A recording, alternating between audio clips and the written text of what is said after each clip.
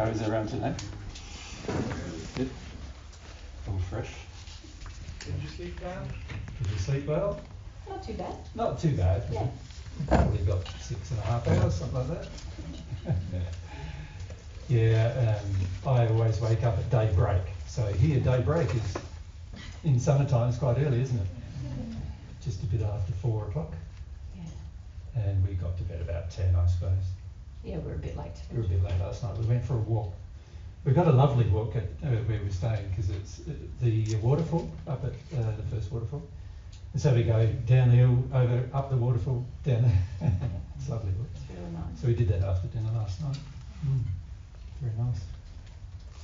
Not often you get to walk to a waterfall every day. In the Alps. In the Alps. It's very nice. Yeah. Everyone very prepared for today? Yes. They seem like they mean it. I don't know.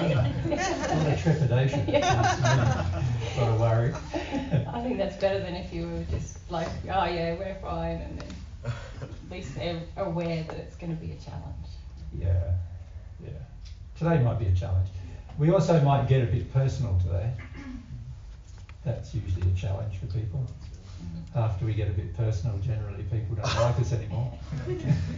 So see how you go. All right, our subject matter that I would like to talk about today is my fight with God.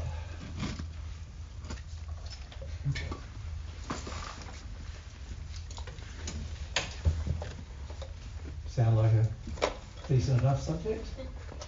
And we go, what fight? I'm not in a fight with God. What are you talking about? What's wrong with you? Yeah.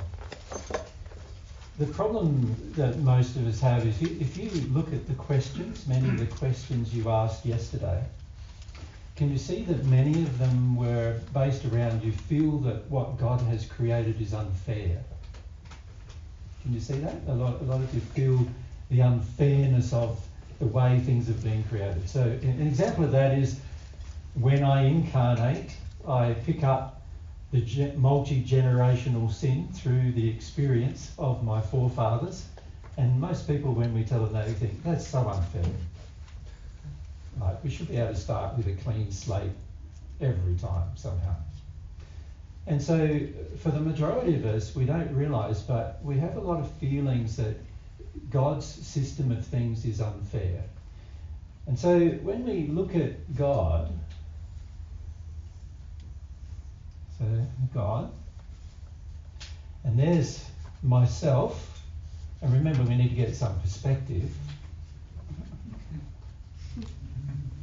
It's me, right? And of course that's not in perspective, is it? Because obviously God's infinite and I'm very finite. What we often believe when we look at God is we look at God through all of the injuries and all of the feelings we carry. So we carry with us, because of the different injuries and emotions we have and different demands we have and the different feelings we have about self-determination, my right to set my own laws, my right to live my life how I see fit, all of these kind of things.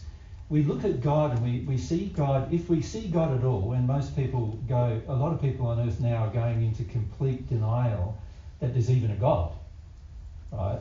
So for most people it's like they're really in a state where they are in complete denial that God exists.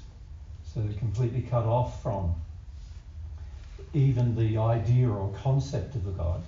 But those people who are believing in God or do believe in a God also are quite cut off from the personality and nature of God. So they believe God is an ogre, a mysterious, unable to ever be known, unable to ever be grasped by a human, unable to ever really have a relationship with.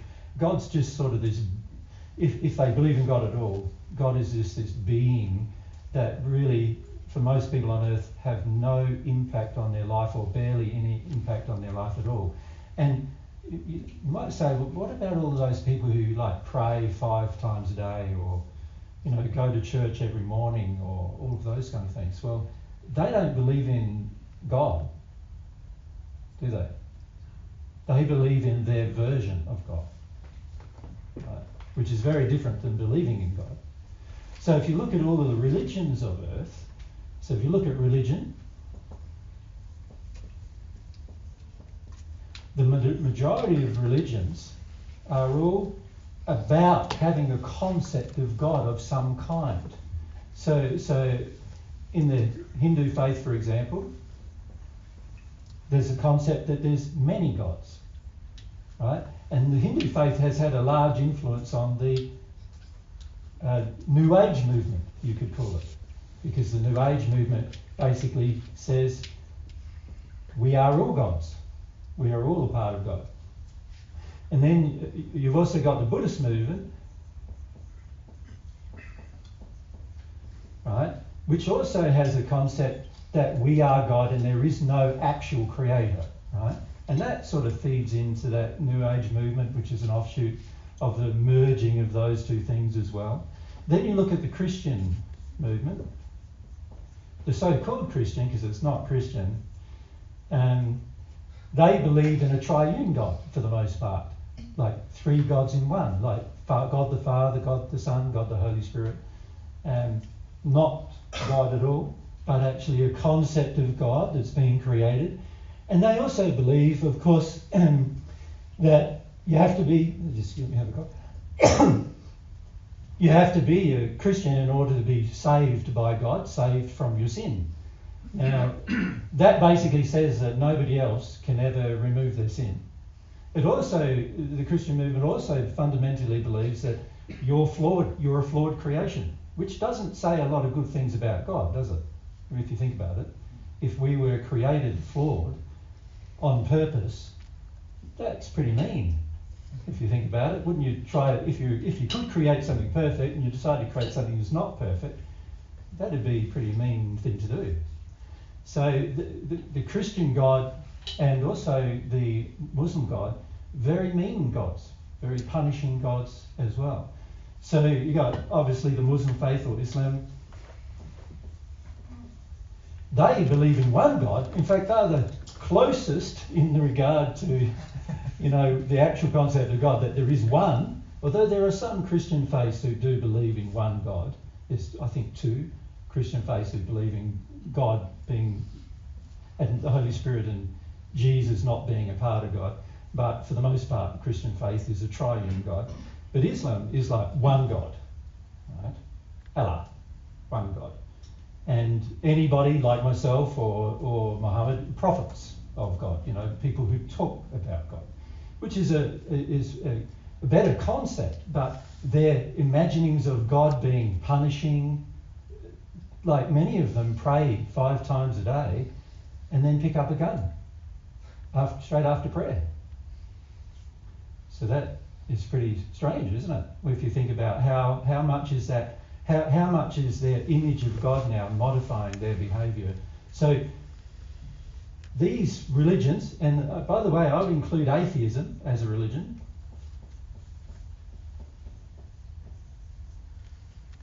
Because atheism is just another concept of God, which is that God doesn't exist.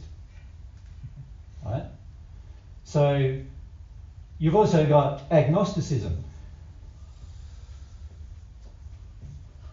which is, I don't know whether God exists. Right? But if you examine all of those concepts, and of course there are many more, deists and so forth, there are many, many more religions. In fact, I think by last count there was something like 9,000 religions, of which there's something like 200 major ones, who more than 1 million adherents, and then heaps of hundreds of thousands and thousands of smaller religions where they create their own concept of God. And that's the trouble, is that we're all going around creating our own concept of God in this process. So by creating our own concept of God, there's a number of things that happens emotionally and intellectually to our thinking and our feelings. one of those things is, if our concept of God matches a religious faith, unless that religious faith has an accurate concept of God, we do not have a proper concept of God. So if we're a member of a religious faith that has an inaccurate view of God, then obviously we're going to not ourselves have a proper concept of God either, because we're adhering to the religious faith. Now, every religious faith creates a concept of God, or a concept of no God, in the case of the atheism faith, and I call it a faith in like as just a general term, but it's not really faith, not the kind of faith we've been talking about. Faith is based on truth, and many of these things are faith based on nothing, based on the imaginings, for the large part, of either spirits who created some of these faiths or humans who created some of these faiths. Humans just come up with a concept. Sometimes it was spirit channeled, and other times it was directly from a human, and they come up with a concept that they feel that they could have usually some power with. And then, of course, they impose that concept, and a lot of times it just depends on your family-based injuries as to which faith you will accept, and which faith you grew up with in your environment as to which faith you would accept. So if I grew up in India, good chance that I'll be a Hindu. But if I grew up in like Southern America, good chance I'll be a Christian or an atheist. You know, if I grow up in Australia, good chance I'm an agnostic. I've got no idea. You know, because Australians like having no idea about much at all. If we can get away with it, you know, we don't have to make any decisions and choices, right? So, but you can see in each case, it's a lot to do with the society in which I incarnated into, the family tree in which I incarnated into. A lot of times that's determining our future relationship with God.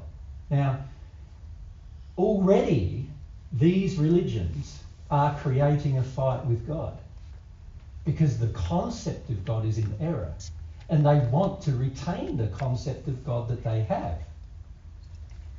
So a common concept of God for these two faiths, Christian and Islamic faiths, is if a person doesn't believe what I believe, then I have the right to take up arms against that person and force them into what I believe. You know, historically, the Christian faith has done that for nearly 1700 years. And many of the wars all through the Dark Ages were caused by the Christian faith doing that. Right? And then, of course, there were reactions to that. The Islamic faith really began sort of in the 600 after my time, 600 years after the first century.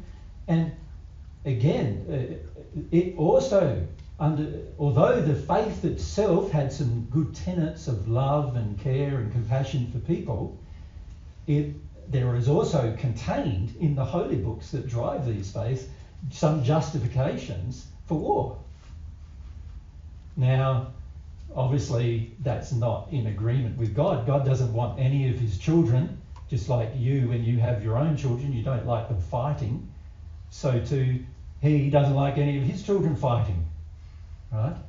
And yet these faiths based upon a concept of God are encouraging it at times, and historically have encouraged it to the extent that there's a genocide of millions as a result of that encouragement. Right? And this has continued all the way through history, right up until very recent, and even currently. Many concepts of God are interfering with how humanity lives a life on earth. And the question then becomes, well, that's religion. There is literally no religion on earth who believes the truth about God. Right? So that's a problem, because if there's no religion on earth teaching a truth about God, then how am I ever meant to learn the truth about God? It's going to be difficult, isn't it? Because the very people who say they have a relationship with God, are teaching falsehood about God. They are actually blaspheming God, actually. They're misrepresenting God. And so, for that reason, many of them, obviously God's laws are trying to correct them. And of course, all of these religious faiths, to one extent or another, are in a fight with God. They don't want the correction. They don't want to see anything as being different to what they believe it is. Now, let's get a bit more personal. That's groups of people. What about me? What about me? Let's look at me now. How do I fight God? So you see, with religion, there's a lot of misconceptions about God that are in opposition to God. There are also a lot of actions taken in religion that are in opposition to love and therefore in opposition to God. But what about me? Because you see, a lot of times I have a tendency to blame everybody else for the terrible condition of the world. And I say to myself, but I'm only one of 8 billion on this planet. It really doesn't matter what I believe.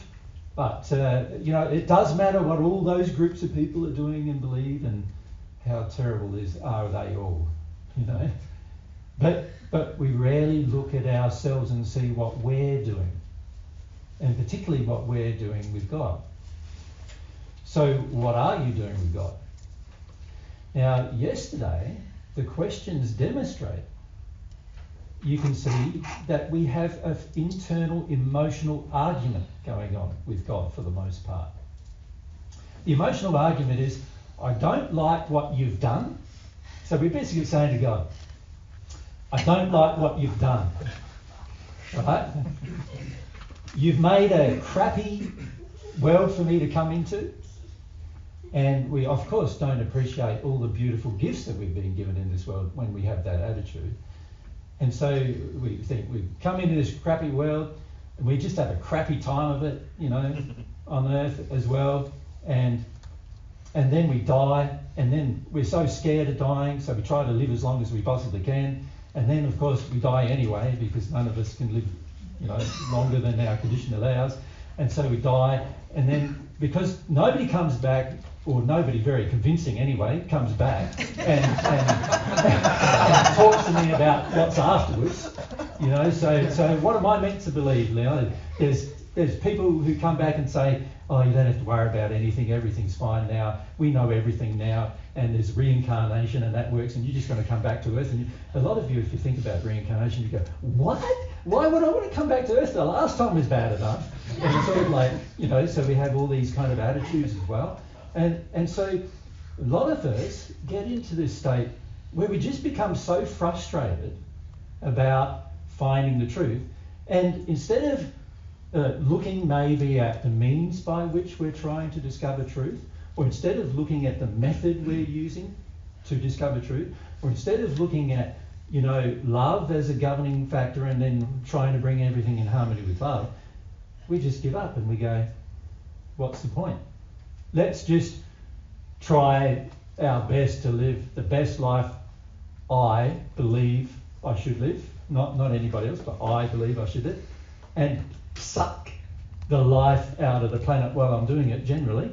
That's, everybody in history has done that. Why can't I?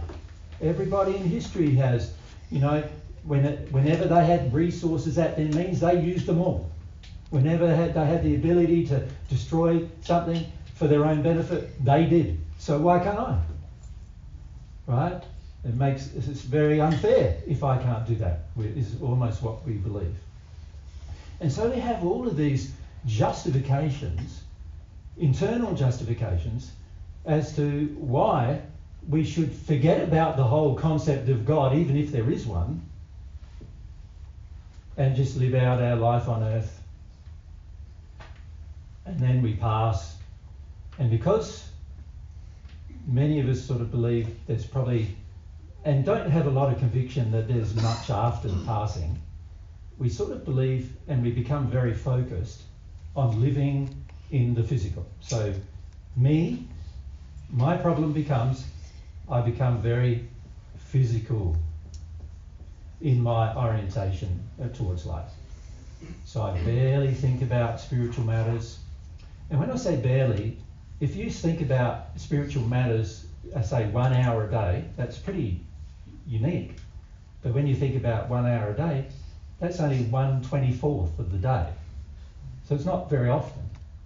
Can you see? And the average person probably doesn't think about God or spiritual matters or love or, developing themselves in love or becoming a more loving person like for an hour a day. Most people would be lucky on earth to think about it for 5 minutes a day, right? And so we become very physically focused, and as we said yesterday, very sensorially focused. Like we start just using all of our senses to discover things, and we also shut down the very thing we've been created with. Remember, me is not this body, not the spirit one either, but a half of a soul. And we shut down all of the senses of the soul and become physically oriented in the world we live. And we also shut down any what I would classify as spiritual development or development in love. We become very focused on selfishness rather than love, getting what I want for me. So that's often where I stand when it comes to development. So I'm also now looking at God and criticizing through my actions. I'm basically criticizing everything he's done. I'm basically saying, well, you haven't made it clear to me that you exist, so why should I believe in you? You haven't made it clear to me what I should do with my life, so why should I do anything that you say? You haven't made it clear to me what the rules are, so I'm going to act like there's no rules. All right? I don't know about you, but driving around in Austria, I sort of feel the same to some degree.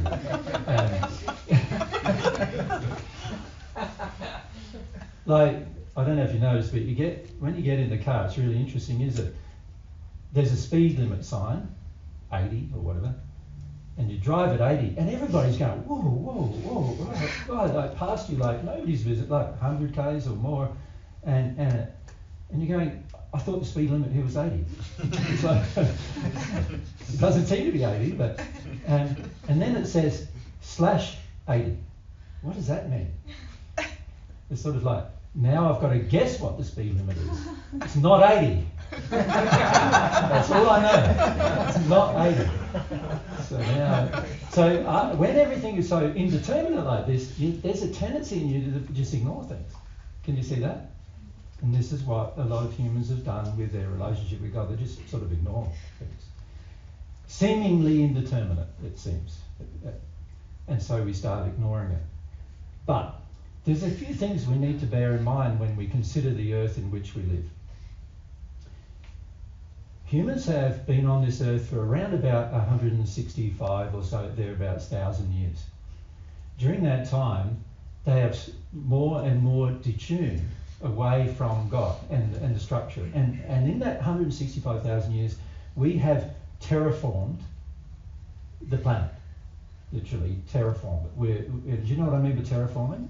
It means imposing the human desire for everything to look different, and I terraform the planet. I rip out the trees, I rip out the environment, I kill off everything. It's really interesting walking here in Austria because everything looks so pretty, like green and lots of water. It's just really great. But there's no animals, there's no birds. When I say none, compared to where we live, it's just none. Like we're lucky on a walk to see 2 birds, even though we walk for 1 hour and a half in the bush, up in the mountains. And that's a demonstration of how far humans have terraformed this planet without realizing it, without understanding. And so the only animals we actually see are domestic. Dogs, cats, cows, with bells. If I was a cow, that would drive me absolutely bonkers. But anyway, imagine having a bell going, playing around in there all day. It's terrible. There's no compassion for the animals either in this place, because we have become so self-absorbed that we don't even care about the environment really in which we live anymore. And we're totally dedicated to really just what I would call virtue signalling ourselves to make out we're nice people, when actually there's been 160,000 years of damage that each generation sort of feels like, well, the other people did damage, so why can't I? Want to say something about that? Yeah. Or question something about that? Since the 1800s, we lost 80% of all the bird species in like Europe, like all the mass of all the birds. Yeah. It's like 80%, and I don't know what happened before that, but That's right. even that is like it's It's immense. massive. Yeah. You're talking like, it's interesting at home we're doing environmental programs to improve the environment, and you know, part of the you could say the organisation structure of God's Way, which is an organisation Mary and I are members of, which we were the founding members of. And we've been doing these environmental projects, and each environmental project we do, it's amazing how much life comes back. Like the earth and the things in it want to recover, but humans are just not letting it happen. We're just not. We're not even in tune enough to let that happen. And that's because we're so focused on the physical, but we're also focused on something else, and that is avoidance.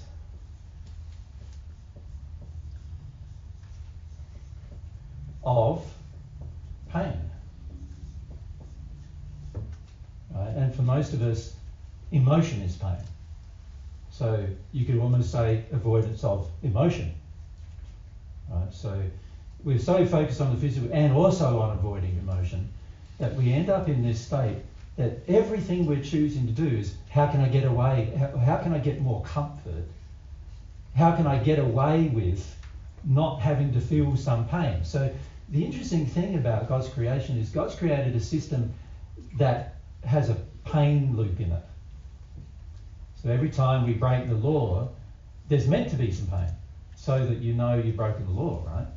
But when we are in the state of avoidance of pain, we detune from the pain, and so now the feedback mechanism doesn't work for us anymore. We're ignoring the feedback mechanism, that one of the feedback mechanisms that God has created. Of course, it's only one, because God's also created in the soul the conscience, which bothers us every time we do something unloving, and yet we eventually completely detune from that as well, to the point where we don't even listen to it at all, right? The average person on earth acts as if they have no conscience. It's interesting because historically, through millennia, humans, philosophers have had a fascination with the concept of the conscience. Where does this, they've always been thinking, where does this morality, you know, what's right and what's wrong come from? Because it seems like most people in society do feel what's right and wrong. They do have the feeling of what is right and wrong, or, you know, in terms of determining it. And yet the average person in society generally doesn't listen unless the conscience is about something that's major, like, should I murder somebody? Because the average person on earth goes, no, you shouldn't murder somebody. But if you have to go to war, murder's okay. Or if you're pregnant and you don't like the father, murder's okay. In that abortion is okay. If you, you know, there are other periods of things that where we think, you know, murder is sort of justified. We just talked about religion. If somebody's got a different religious faith than mine, and they're, you know, too pushy about it, they don't shut up about it, then you can get violent with them, and to the point of murdering them if you want.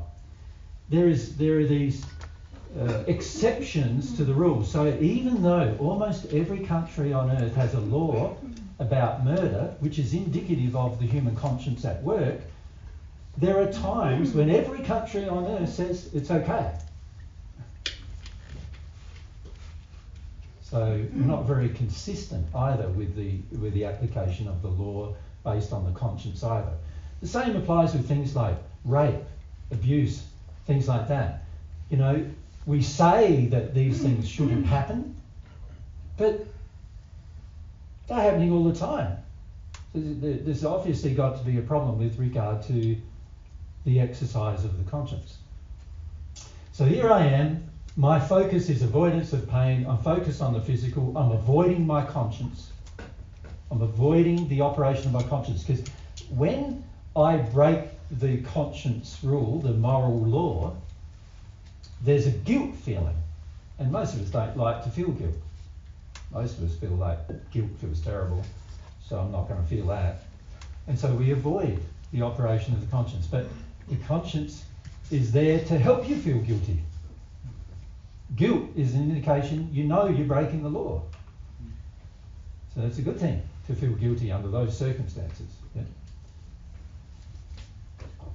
So when we feel guilty, we should try to really feel that guilt, and then we can make a different choice, or what? Yeah, and what are you feeling guilty about is a good question to ask yourself, isn't it? Like, why do you feel bad? Now, there are times when you feel bad when other people just make you feel bad, and it's got nothing to do with what is right and wrong. It's got everything to do with what they think is right and wrong. But there are other times when you're just thinking by yourself, you feel like you want to take an action, or you have taken action, then you reflect about that action in your life with no pressure from external, and you can still feel bad. And under those circumstances, you need to be a bit more sensitive and go, oh, why am I feeling bad? There's got to be some reason, you know. And actually, it's the operation of the law of compensation, trying to help you feel guilty so you know you did something wrong. In the spirit world, in the hells, that's what the majority of people in the hells are actually doing, connecting to their guilt about all the things they did wrong. Yeah, so it's better to do that now, but the average person on earth doesn't do that. Because the average person on earth is in this fight about everything with God. So let's look at where we're fighting, shall we? Can you come up with some ideas of, if you're have an honest look at yourself, and then say, these are the areas that I'm sort of fighting. So can we do that? So we're going to start. So you're on up the back there. Just keep your hand up and down the front here. Nelly or Eric? No, just Nelly. Yeah. So you on? I know for myself that I've got this belief that sin is freedom. Sin is freedom. Freedom. Yeah. Yeah. Okay. That's a good acknowledgement.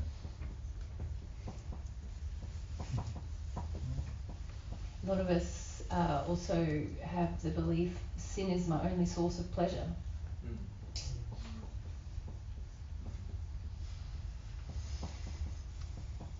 Well, I think that just the fact that you're calling it sin is further developed than the average person.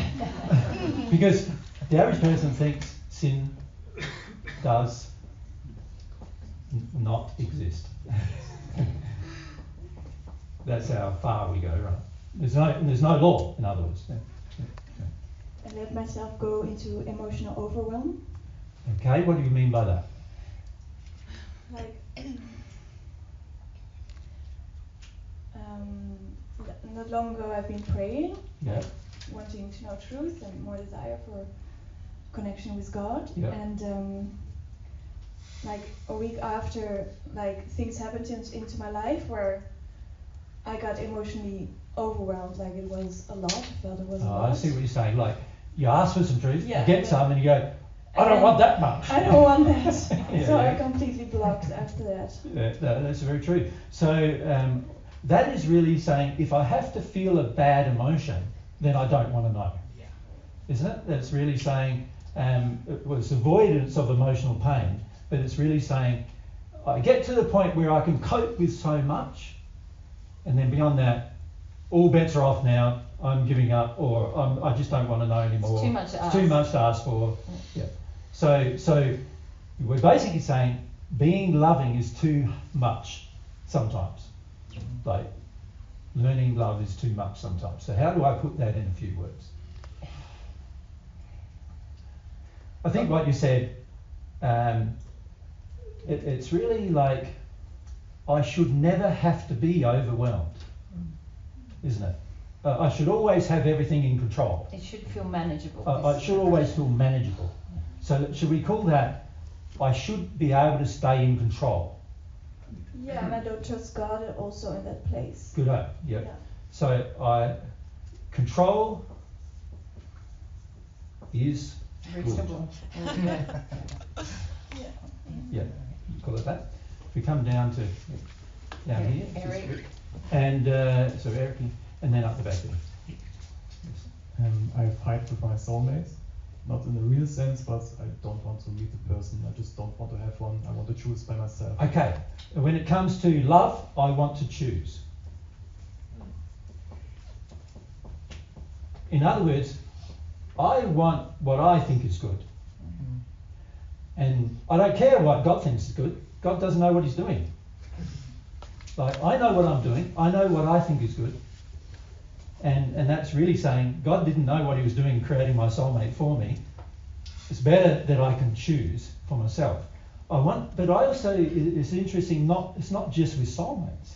I want to choose what laws to agree with and what ones not to. I want to choose how I live my own life. I don't want to have to be governed by some kind of guiding force or guiding principles. I want to be able to just choose. In other words, I want to exercise my will towards what I believe is freedom. Now that is really what we're doing. Yeah. So up the back, thanks, Anita. I want to take a shortcut to God. Okay. I want to avoid all that work, with emotions.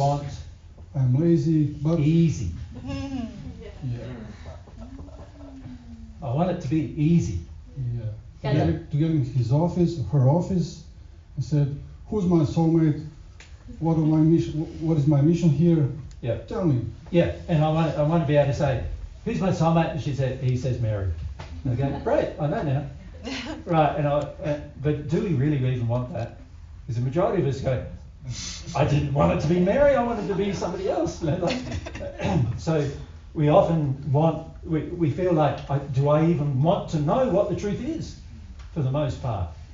For the most part, we find the truth confronting. We want the truth to be easy.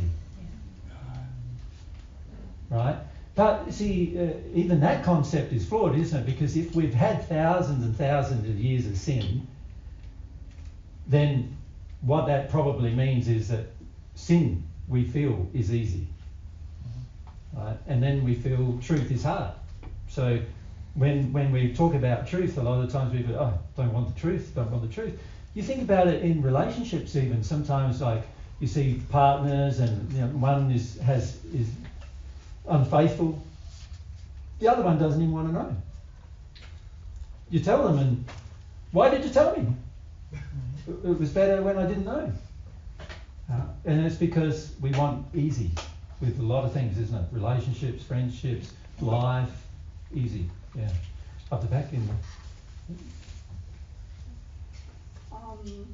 I want love, but I don't want to work for it. Like, it should be easy, like you said, but like, I want to feel the love and also give love, but I don't want to feel the emotions that will bring me there. Yeah, we've got to be careful here, don't we? Because actually love is very easy.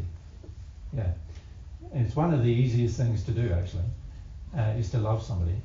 But when you've got sins that operate in disharmony with love or that are focusing you towards selfishness, then of course love becomes a lot harder, right? And so you could say, me saying I want really what I want, right?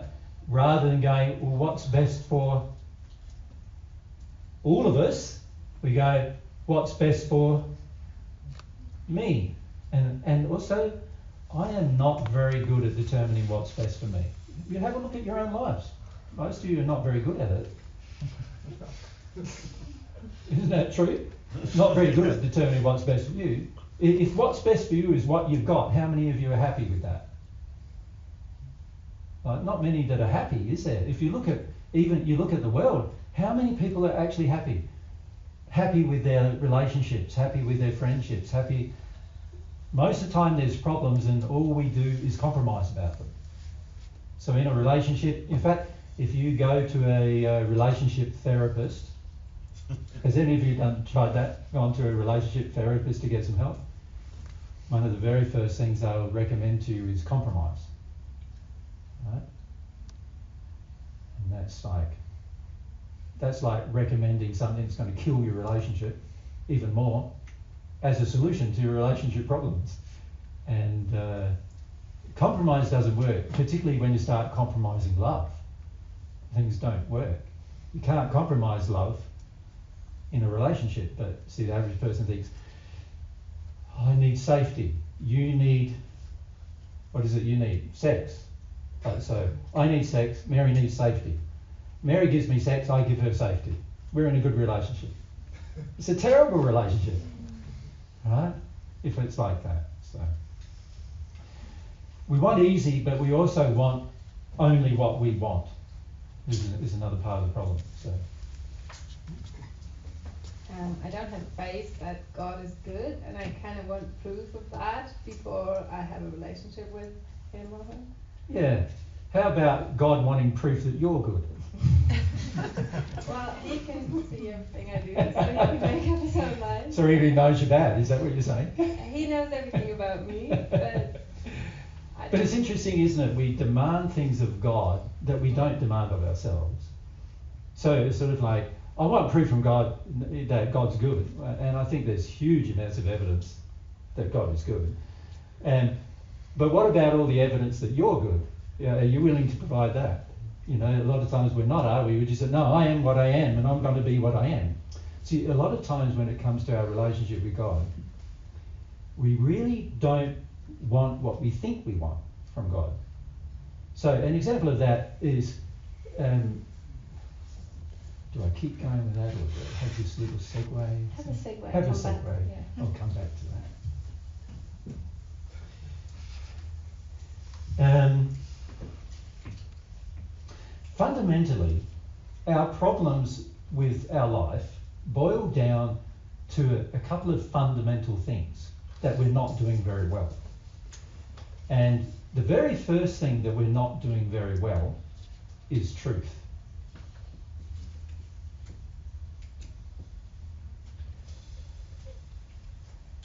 When we are not focused on what is the truth of the universe, the truth of how everything works, when we are not focused on that, we are going to start to get ourselves in a position now where we enjoy the error. We enjoy the lie.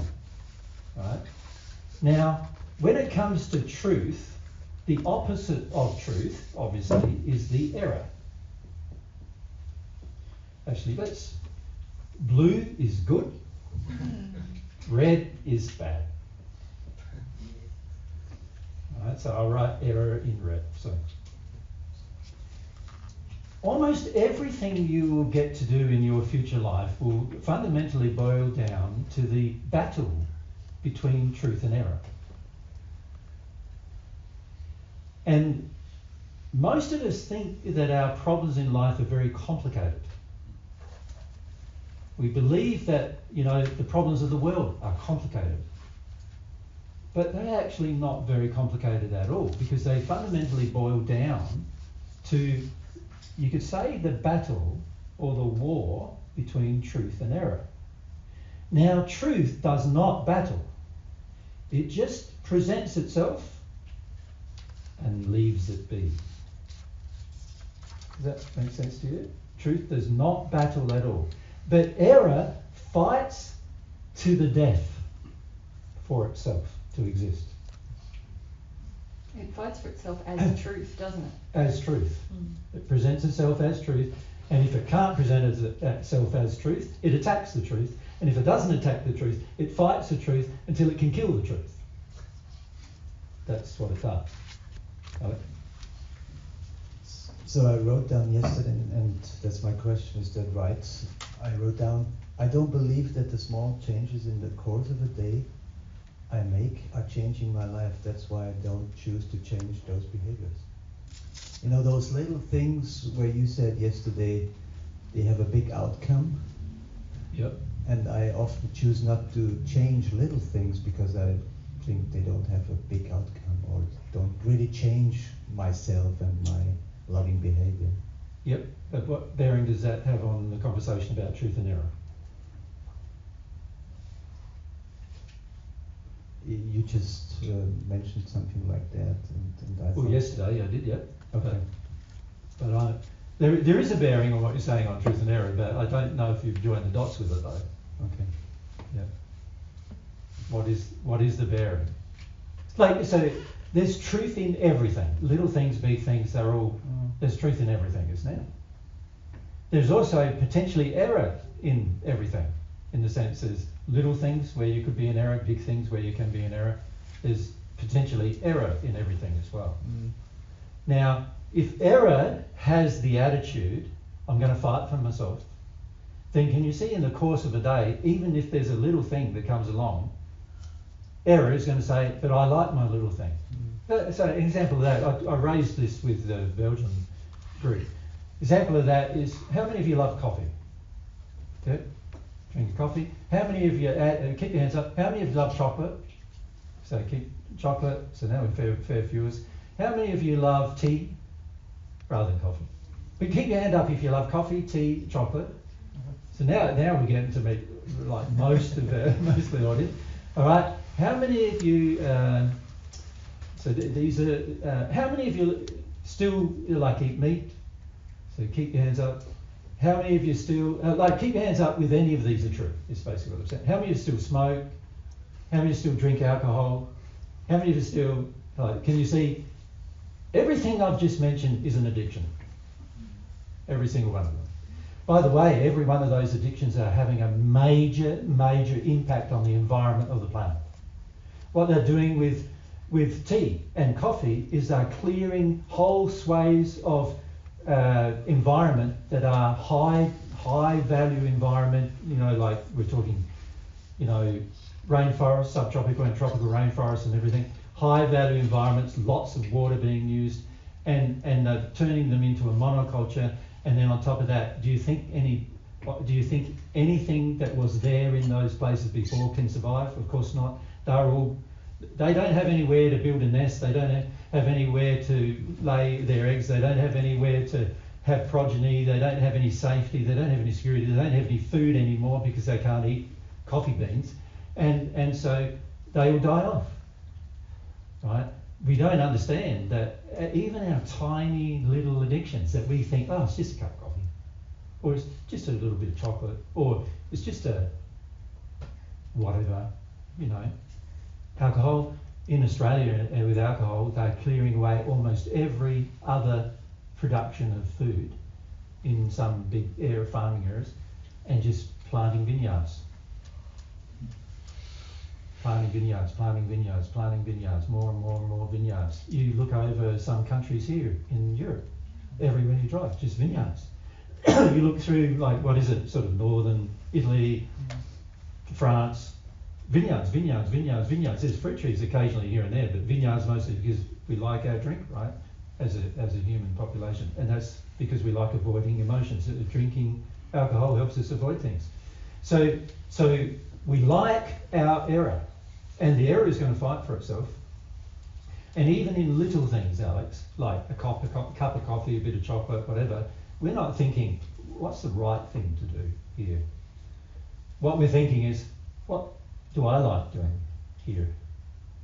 That's really what we're thinking. Yeah, and it's similar to, I think I said to you in private, Alex, we get ingrained in these things that we each, if you look at even individual actions or interactions with people, and we often think, oh, that was just a small thing, but it's actually a pattern of behaviour, or which is really a pattern of managing emotion that helps us to avoid truth on a day-to-day basis, and that's why we end up, when we start our emotional work, going, I don't even know what I feel, I don't know why I can't connect to God.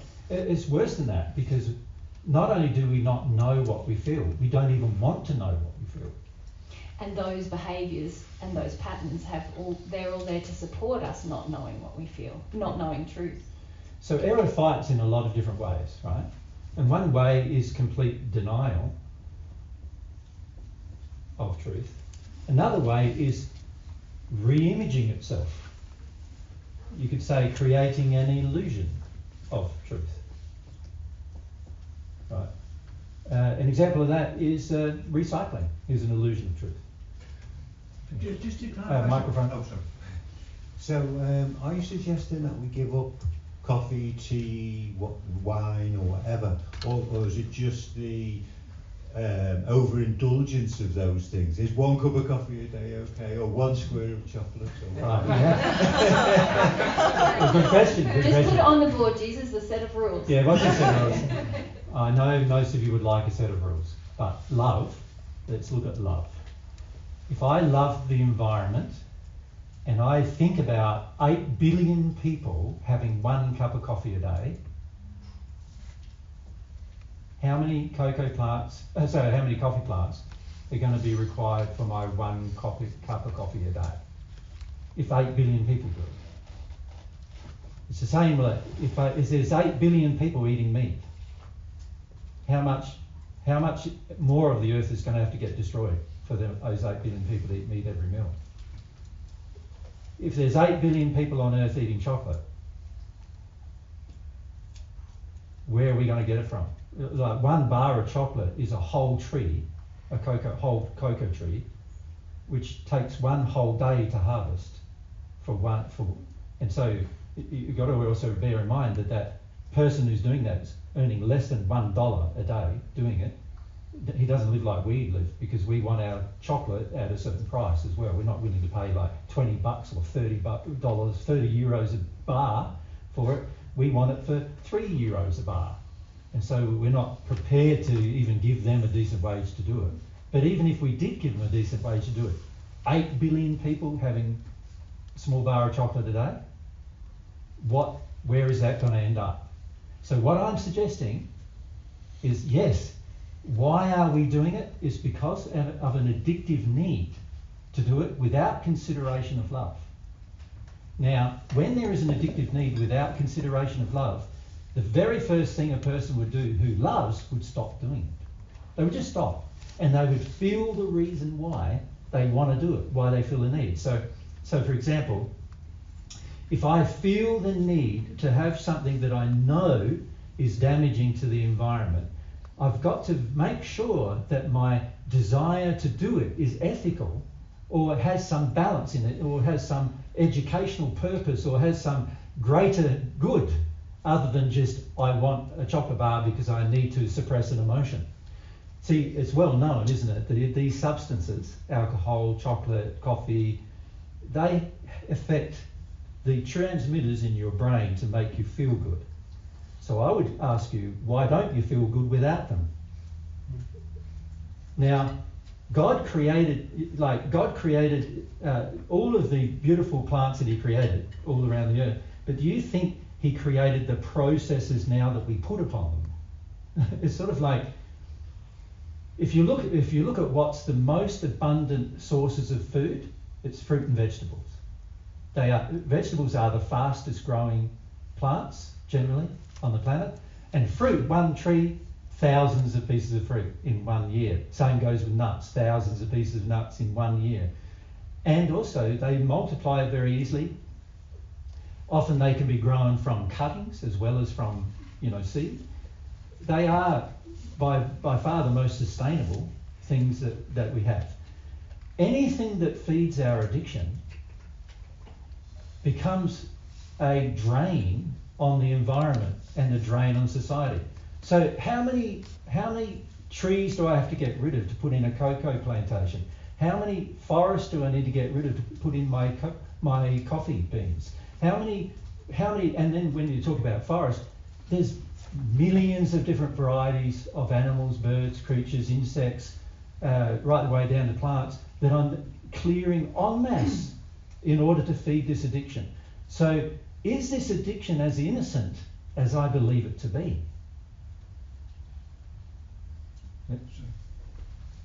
Well, Yeah, I understand what you're saying about, but there's a big difference between an addiction and the odd cup of coffee or a square of chocolate or whatever. And you know, you don't have to have a whole I don't agree. You don't have to have a whole bar of chocolate every day. You might just have 1 or 2 squares, which I do.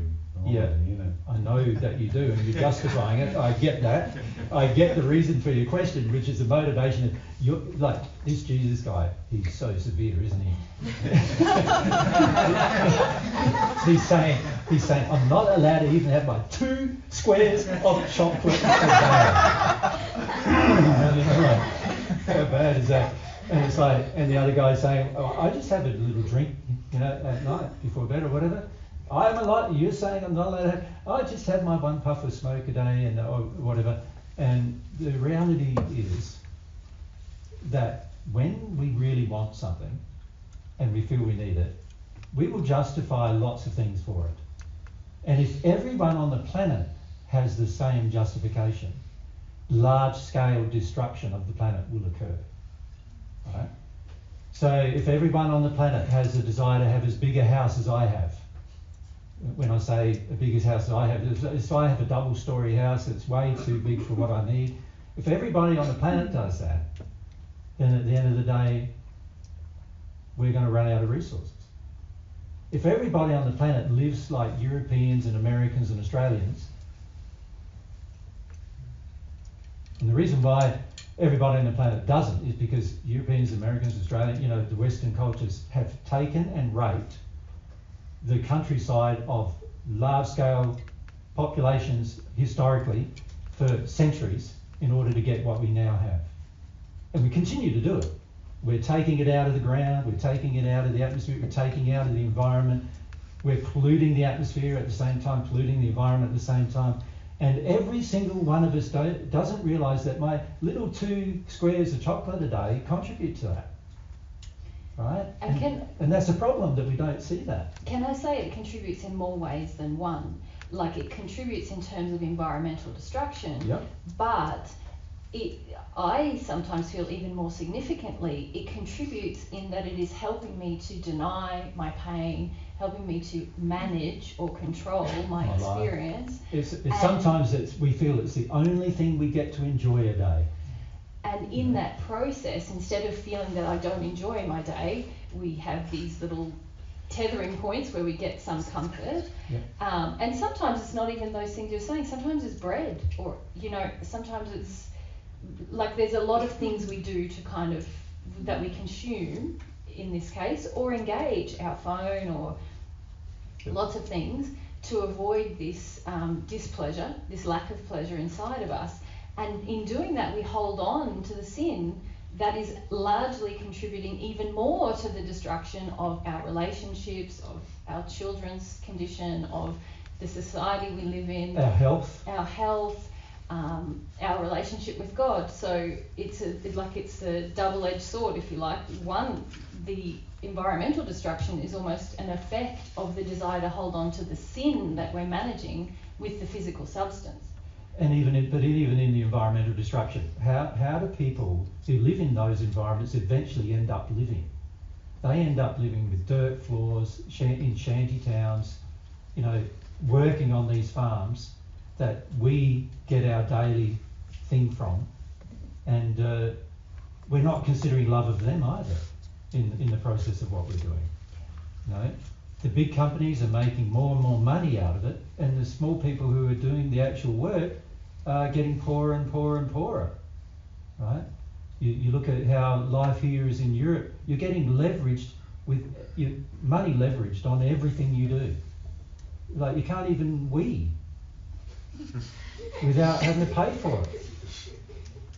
That's bad. Oh, that's quite good actually. Okay. Is that better? The light went on then. And if we go up the back and then down the front to Phyllis. I have a question because you also said tea is also like addiction. I understand that. Yeah. But what is when you have a garden and you plant some herbs? Oh, well, now you're talking about something very different. You see, if I decided I was going to have coffee, and I decided I was going to plant a coffee bush in my garden, and it's only one bush in my garden. I've got lots of other bushes and trees and lots of other fruits and vegetables in my garden, and I decided that I was going to beat those beans until I could crush them up and use them and dry them out and use them, and I decided that I was going to do that. Now I think that's a lot more sustainable, isn't it? Isn't that also a lot more loving, because I'm taking responsibility for my addiction? Even if it is an addiction, I'm taking more responsibility for it, right? If I had my cocoa tree in the backyard and I cut off all my cocoa beans and I lay them out and I dry them for 3 weeks and I crush them all up and then I split them all up and then I put them into a paste and a powder and I crush all that up, just like has to happen with my chocolate. It's a whole big process, right? And if I'm willing to do that to get my 1 block of chocolate a year, which is what it would be end up with from one tree, and I'm not going to plant en masse a whole great big rows of them and destroy heaps of the environment doing it. It's just going to be in my backyard garden. That's sustainable. And it's also more loving to the people who have to do it for me and they don't have the backyard. It'd be better if they could have a backyard and be able to do the same thing for themselves. Right? It's more sustainable in that regard. So that's more loving. Even if I'm still in addiction, that's more loving than what I'm doing. Does that make sense? So yeah, if you want to have a tree in your backyard, tea tree, a couple of different varieties even, as long as the birds and the animals and people, and particularly people, are not being treated unlovingly, and the environment's not being treated unlovingly from what you're doing, I don't see any, and it's an occasional thing that you have because you like the taste or whatever else, and not because it was an addiction, and you're willing to do it for yourself, just like you're willing to clean up your own poo and weave for yourself whenever you make that, and you're ready to wash your own body for yourself, and you're willing to clean your own house for yourself and all of these kind of things. Well, as long as you're willing to do all of these things, that most people view as unpleasant, right? This is why we pay other people to do it, but we pay them nothing to do it, right? Which is not fair. Like, they're doing all these wonderful things for us, all the people who make our flour, all the people who even make our cocoa for our chocolate, they're doing wonderful things for us, but we're not acknowledging or honouring that through the payment of them in a proper wage or a proper lifestyle. We're getting a proper lifestyle for us, and we're basically shifting a lot of the responsibility for our desires onto other people, which is an unloving act. So I don't have any problem with you growing a cocoa tree in your backyard, or a coffee one for that one, and occasionally having coffee. But do you think one bush of coffee is going to satisfy your coffee need once a day? Because if you look at the process of how many beans are required, and how many beans come off a bush, you'll start seeing, actually, I'm using a lot more than one of those bushes myself a day. We have become even so divorced from the actual processes that create our food and and feed our addictions, that we have no idea what's happening. And we like it that way, because if we knew, we'd have to change, and we'd have to go, maybe I should have 1 square a day, or none, right? And we'd have to change that, but we don't want to know, and so we don't want to change that. And then we say, oh, my little thing is fine, but would you be prepared to do all of the work for yourself, is the question I'm asking you. Because if you're not ethical. And if you're not ethical, you're not loving. It's as simple as that, right? So if I'm willing to go through planting a plant, not destroying the environment, getting the harvest from that plant, crushing it up, and the same, by the way, applies with flour, bread, and all these other things too, of course, because they all require processes, right? If I'm not willing to do all of those things myself, but I want other people to do it, then I am simply not ethical. I'm requiring somebody else to do something that I'm not willing to do. And a lack of ethics is a lack of love. Right? So we find this in the God's Way organisation when we're helping people, right? When people come, there's people who come. I think here you've come, haven't you? And there's a few who've come for a few months and everything. And what often happens is a person comes, and we're out in the backyard. When I say backyard, it's 600 acres or whatever. And you're digging holes and by hand, and everyone's going, "Why we got a machine to do this?" It's like, you know, and it's all because we have so much demand that we don't have to be the ones fixing our own damage to the world. And yet, at the same time, we're in the illusion we're creating no damage to the world. And we're creating damage pretty much every day. Like, Mary and I are very aware that every time we buy a bit of tech, we're creating damage to the world. So is the benefit to the world going to be greater than the damage we're creating? It has to be a question we ask ourselves, doesn't it? Yeah. So we decided to fly to you guys to talk to you about truth. In that flight, we consumed heaps of carbon. It was all put into the atmosphere. There was a whole heap of things that happened. Mary and I at home, we have a tree planting thing of our own where we do our own carbon offset. Does that make sense?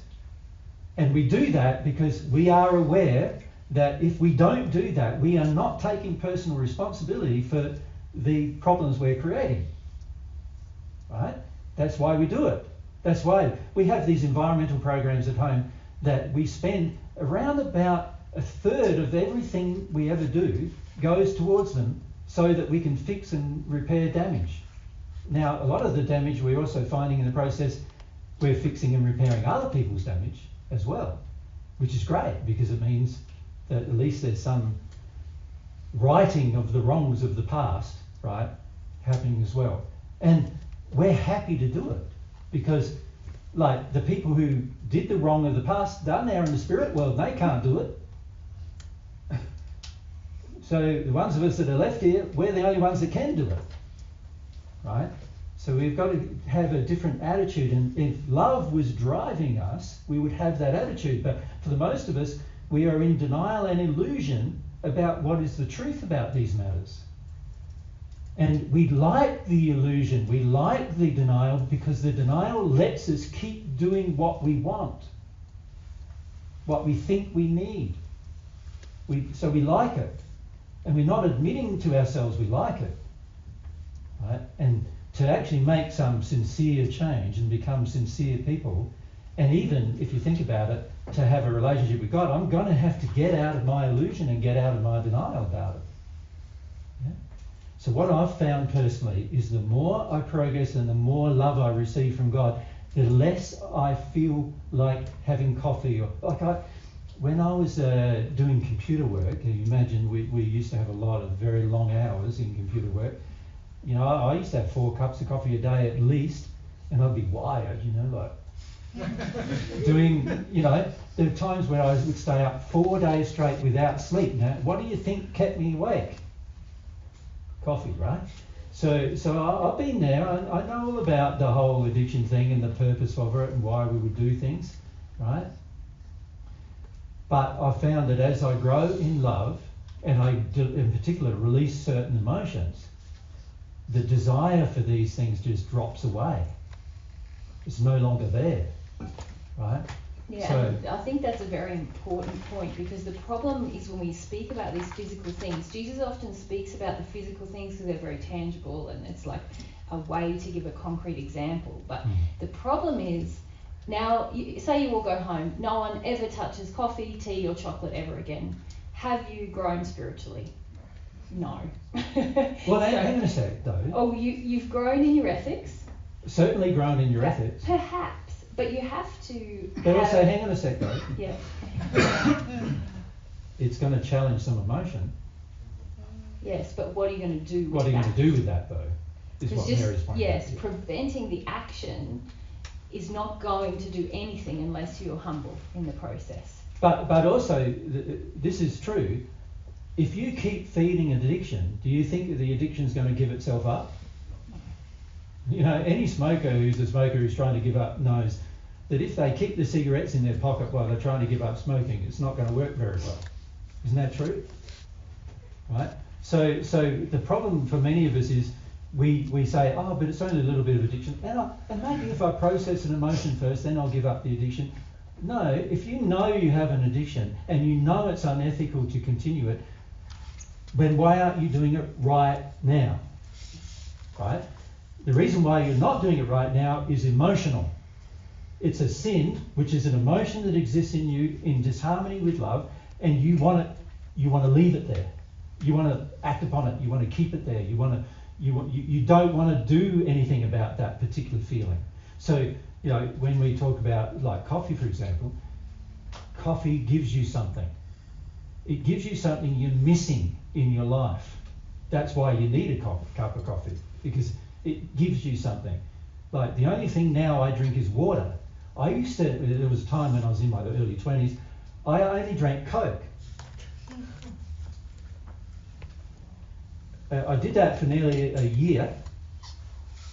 Coke was cheap. Like, in Australia, it comes in 600 milliliter or 1 litre cans, not 330 litre cans or milliliter cans like it does here. So it's like jumbo size. And so, and you buy a carton of them, of 24 or 32 for like $12.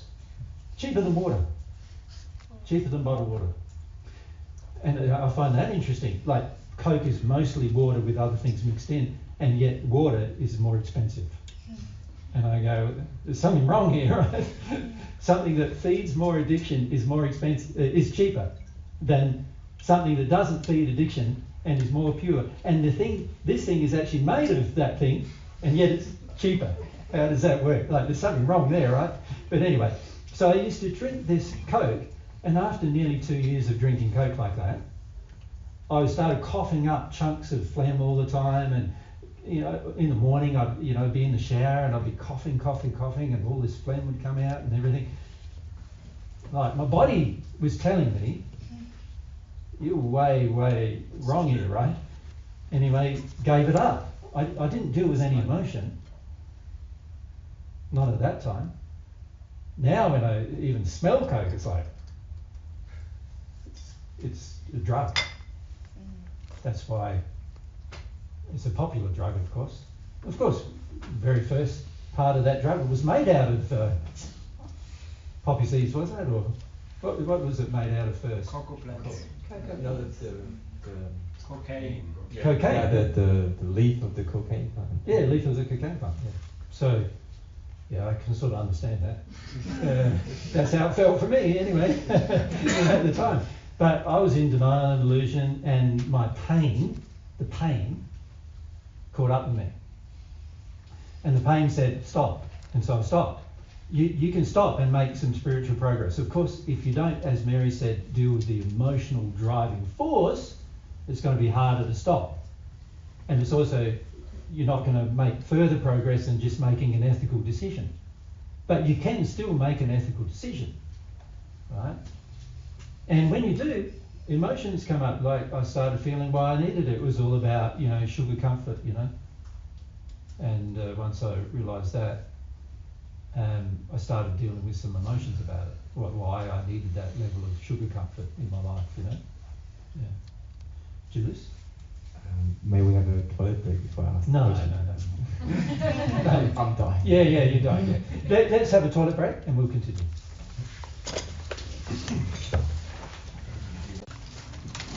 Okay, now, is there a reason for the back door being open? I'd say someone's just letting fresh air in. You could shut it, please, Fabian. Thank you.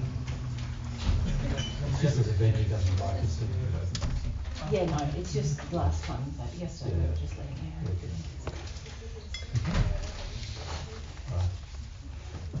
So we're up to Julius. And can I just say, it amuses me very much how stressed out most of the audiences get when I start talking about these really quite simple, mundane matters about your lifestyle, right? Your lifestyle is proof of how ethical you are. And most of you are not seeing that. You're being quite unethical in your life, and yet you think it's all normal. And this is where we have our fights with God. We're going, what? Like, from God's perspective, doing the thing I'm doing is wrong. For the most part, a lot of what we choose to do is wrong, yeah, from God's perspective. It's wrong. And for the most part, many of you will find in your spirit world life, you are going to have to compensate for it.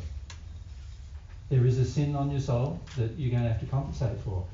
all the damage that we cause to the environment here on Earth, whether it's done mistakenly or just out of ignorance, out of desired ignorance and denial of illusion, you're going to have to pay for it with your soul, with your soul's emotions. It's going to have to be paid for in the future. And a lot of people then think, oh, he's not into any fun at all, is he? Right. Now, my experience has been with alcohol has not been fun. One of my grandfathers was an alcoholic. He died at 56 years of age because of alcoholism. He abused his children. He belted up his children. I remember even when I was a child, he used to come in through the window of he tried to get in through the window of our house, and I remember my mum beating him over the head with a saucepan, trying to keep him out. He was drunk, of course, right? So, you know, my experience with a lot of these things, similar to many people's experience, by the way, with a lot of these things. Do you think the average person growing cocoa is enjoying the experience? They're not enjoying the experience. They're not. You know, if you talk to them, you'll find that they are sad. They feel their life has no hope for the future. They feel they can barely provide for their families. Most of them have no house, no clothes, except for the ones they wear on their back, and no shoes or anything like that, right? Because of the way it's done. And we're contributing to the ethics of all of that. So, you know, we've got to be more ethical in our choices and decisions.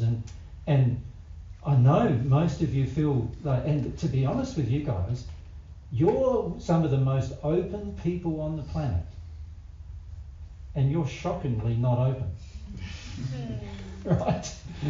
And when I say shockingly not open, you're not open to the concept that God has laws and of love, and those laws many of you are breaking every day on purpose. And yet you're the most open. So how is the world going to change unless there's a group of people who become more open and start seeing how wrong these things are, right? Now, Judas, we're up to Judas, and then we'll go up the back there. Yep. Just briefly before that, just wanted to add, and I guess that's also why they're coming here, right? Like for example, in Portugal, there's lots and lots of Angolans and Nepalese and because where they live, there's no hope, like for life, for any future. That's right, and yet if you look at some of the countries, they had beautiful environments. That's what they said. Like the country is rich and it's like you have to come. It's beautiful, like. And yet they don't want to be there because of what's happening. Yeah, it's sad, really, isn't it? And like, if you look at many of the countries, Mary and I get the opportunity to look at different countries, of course, because we travel to many different countries and see the contrast. And it's really interesting looking at the countries and what's happening in different countries and for what purposes it's happening. We went to Brazil, and when we flew over Brazil, we were coming home from Brazil. You fly over Brazil, you will see in Brazil, in Australia, everything's very dry. There's hardly any water, and people are farming is just decimated the place, right? And so Western culture is a decimated place. And then, so where we live used to be a subtropical rainforest, and now it's like very, very harshly treated through cattle farming and sheep farming and so forth, goat farming and other things like that. And now there's where we are, not where we live because we've changed our environment, but around us, there's like, if you look at our next door neighbour, he lives right next door to us. There's barely any trees on his property. There's barely any grass. There's no grass on his property for most of the year, and he has goats on his property. And you go to our side, our trees are like 6 meters taller than his trees. Right? We've got our entire property is covered in grass, right? And our entire property is covered in native animals. Like, kangaroos, like I said, possums and birds, like lots of different parakeets. We have about 60 varieties of birds on our property, something like that. And when I first went there was one variety of birds. That was 15 years ago, one variety. It was called a crow. It's like a blackbird, about this big. And that was it. Nothing else. There was no grass because it's goats. It had been a goat property just like our next door neighbours. Goat property. It was just like that. So you can change things. It requires effort on my part. You know, I've been out digging holes, you know, and one way we keep fit is by digging holes. You know, we discard all of our own waste for the most part. So the majority of our waste is just fruit and vegetables, of course. So, but we handle all of our own waste. At one point, we were actually getting the entire waste of the fruit and veg shops in all of the town that we had, anyone we could negotiate with, and we were getting their waste too, and putting it on our property. And it actually improved our property. Right? And that's how a lot of these animals and birds came, because there was stuff they could eat and there's shelter they could have. And there's, in Australia, they're still cutting down trees from forests, just like you're doing here in Austria. We see it here all the way through. In Australia, for the same purposes. And there's all this offcuts, and what they do is burn it. So it all just goes straight up into the atmosphere. So we've actually bought it from them and mulched it, and then put it on the property To prevent it being burnt. That's the only reason why we bought it, to stop it being burnt, because otherwise it's just going to go up in the atmosphere and just create more global warming, right? And it's better if it just slowly decomposes rather than being burnt. You know, it's better for the environment. And not only that, it's food for all the animals and birds and everything else. And as a result, we've now got snakes and lizards and birds and animals and insects, like insects galore. It's like we're trying to find ways to keep them out of our house because it's so like much of them. Sometimes we walk in the house and the entire floor is covered in insects, like you can't see the floor. And so, and we've had to work out ways to manage all that in the process, right? And what we've learned in all of that is that if you love things, there will be abundance, right? And you can compensate for the things you've done in the past, but also you can learn things about what to do in the future and how to educate others to do things in the future. And these are all very good things to learn, right? But to do it, you've got to start with some ethics. And this is what I'm saying, the majority of us are in complete denial of ethics. We're in complete illusion. We think what we're doing is ethical and it's not. And we've got to change to become more ethical. Now, if we don't change and face the truth that we're not being ethical ourselves, how can we ever expect the people around us to be ethical with us? It doesn't. It's like asking you to do something that I'm unwilling to do. That's not very righteous, is it? It's not very good if I request that you do something that I haven't done. Right? So during some of these lectures, I'm going to ask that you love yourself more. But I'm learning just how to do it now. And eventually I will love myself properly, as in harmony with God's principles. And then I'll be able to encourage you more to love yourselves more too, right? But I can't encourage you to do things that I'm unwilling to do for myself. And so that's something to bear in mind. You wanted to say that? Yeah, so maybe in connection, I hope, between the two. Yep. I reflected this morning on something I want and I feel I need from others. Yep. And then I was a mosquito and I was like, I'm like a bloodsucker.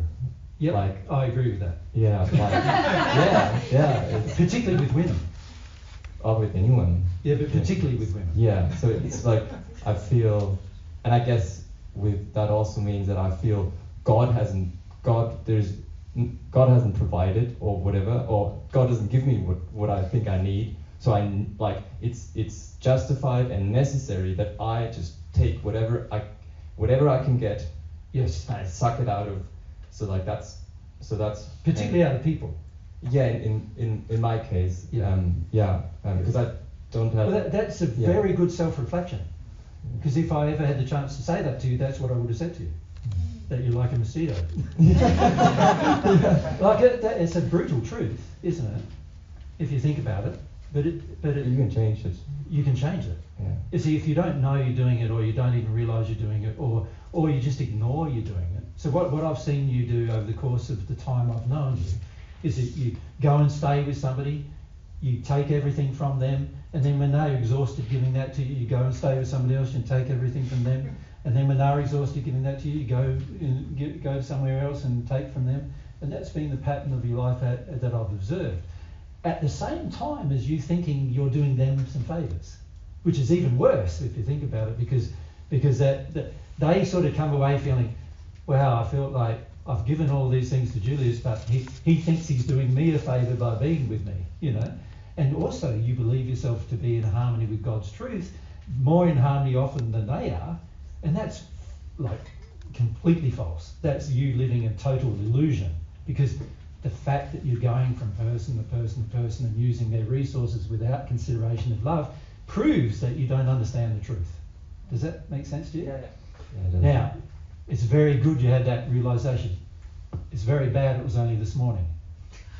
Well, it's been kind of over the last couple of weeks. I understand. You had the feedback, Jesus telling you when you came to Australia. When you came to Australia. Yeah, I know. It's taken that long. And this is the thing, you see, what happens for most people is they hear these things that I say to them, they go, oh, God, he's definitely not right about that, right? No, he's definitely not right about that. And then 10 years later they realise, oh, perhaps he was, right? And in particular, we say, he's definitely not right about me. You see, we want to maintain an illusion about ourselves. That's one of the biggest errors we have. Yeah, I mean, I remember the first things you were saying to me when I was unloving to Louisa. I was like, I have no idea what you said to me. It was like, I think something like you said about The Simpsons, like, you know, just like the dog, which is, you know, I was like feeling like getting told off, and I felt like you were screaming at me, and I was like, my ears were just like shut, and I was like, I heard nothing. Yeah. And it's a pity because I don't remember any of the feedback. It was just until like 2-3 hours later, I was like, I could hear you again. Yeah. But even those things, I look back on now and I say like, you know, I didn't really hear them because I didn't change. And I ignored them. Yeah. You know, and I wanted to ignore them for a long time. I just wanted to raise and pick. You know, so some things they were a bit nicer, so I could We need to put that here on this list, probably, don't we? Like raise and pick and choose what I want. Right? Is that how you say it in German, raise and pick? We say it in English, cherry pick. Yeah. Cherry pick. In Australia, we say cherry pick. Yeah. Because the raisins were that was nice. In the so to feed the in Germany and Austria was a lot of like flour based, like very like greasy high carb stuff, and then they put some raisins, you know, the dried there, and that was the nice stuff. All the rest was just like blah. So that, you know, the children would try to pick out the raisins and leave the bread. Yeah. I get you. Yeah, it's very much the same as that with people with truth. See, the problem with watching Divine Truth videos is that's what the majority of people are doing. They're picking only the bits they think apply to themselves. And for the most part, almost everything applies to you. But most of us think, oh, it's only just this little bit, and the rest of it, oh, yeah, I'm not like that, and I'm not like this, and I'm not that unethical. I love people, and I'm pretty good in that regard. I don't drink coffee. I don't drink coffee. so it's all good. So, you know, and so, you know, I don't have my 1 bar of chocolate a day. And so, you know, and if we're not careful, we can ignore so much truth in that place. And also that doesn't help us have a relationship with God, because the relationship with God is based upon truth. And the Holy Spirit, which is the connector between you and God for receiving love, is a truth-based connector. It's a conduit that opens. It's actually like a wormhole between you and God, and it opens based on how much truth you're in, how much sincerity you're in, how much transparency you're in. That's when it opens. So when I pray, you know, if I have a true passionate desire, remember we talked about prayer yesterday a bit, and we said it was a passionate desire for God's love. and God's truth. If I am passionate and I am honest, now the conduit can open. But if I'm not honest, I'm in illusion, I'm in denial, nothing can open. So the only people after that are going to respond to my prayer are spirits. And they're not going to be spirits in good condition, right? Because any spirit in good condition is actually well connected to God. So it's going to be spirits in bad condition feeding our addictions. And this is what I notice a lot of people who think they have a relationship with God, they actually have a relationship with spirits who feed their addictions. Right? And no relationship with God, because for the most part they're in denial and illusion about what's going on in their life, and they're in denial and illusion about the level of sincerity they have. Right? Now, you having these realizations the last few weeks is an improvement in the level of sincerity. Now, to be truly sincere, you're going to have to look at how bad the situation is. I think pretty bad. Yeah. And then look at the motivation as to why that unloving behaviour has been engaged with people in the past. So, and that's going to be even more tricky, isn't it? Because there's going to be some tough emotions under that drive that. Yep. Yeah, I mean, because I guess it's connected with what Corny said, that a big part must be that my mother just I'm the prince and I get given everything. Yes. And and it's quite a tricky one, because I'm like, it's, like if you're treated badly, it's kind of like you can kind of see and have compassion, but then when this is something I've always also wanted to reject, and Corny said there's something you didn't want to hear, and there was two things, but one of them was that that's the last thing I wanted to hear, my mum's bad, my mum's evil, and but that she treated me like a prince is like it's like that's the last thing I want to hear, because I don't have any idea how to get underneath that, or maybe that's not true. Well, it's going to require a sincerity to get underneath it, and ethics and emotional integrity and desire for truth, and of course God is trying to talk to you via the conscience to tell you what the problem is. So there's plenty of means to help you. The issue is how much you want the help. That's really what true progress boils down to, how much you want to progress. And for the majority of us, we sort of, what we want is we want everybody else to progress. So they treat me better. Yeah. So and this is a big problem we have, is that we want them to progress first, and then they treat me better, and then we sort of have the feeling that if everybody treated me better, I wouldn't wouldn't get angry. I wouldn't have bad emotions to feel. Everyone would be nice to me, and I'll get what I want when I want it, and it'll be so wonderful. But it won't be wonderful because you won't be developed yourself. You won't be developed in love yourself. And so, that really is the key. So I'm not too worried about having a traumatic life here on earth. And my life at the moment, I have around about, on the average, 2 million spirits all day, every day attacking me, on the average. That's my average day, every day. Most of them want to kill me, and they do everything they possibly can to create events and circumstances where they can. And if I don't live in harmony, love and truth, I'd be dead by now. Right? And it's every day. And then when we go to somewhere like Brussels, when we first arrived, there were 12 million. Yep. And that's why it was different for me. I could put up with a couple of million a day, but 12 million was a bit more intense. You follow? And they were just attacking me every day. No sleep, couldn't sleep at all. Didn't sleep for 7 days straight. No sleep. And I'm going, but is it worth it? Yes, because this tells me I'm doing good. If that many spirits want to get into me, I'm doing pretty good. It means that I'm progressing. It means that I'm working my way through it. But it's tough. There's times when it's tough. Most of you have no idea what it's like to be first in something. The very first people who learned how to fly, it was tough for them. Everybody criticised them, made fun of them, ridiculed them. They didn't want to help them. It was very rare that they got help from anybody. They had to do it all themselves.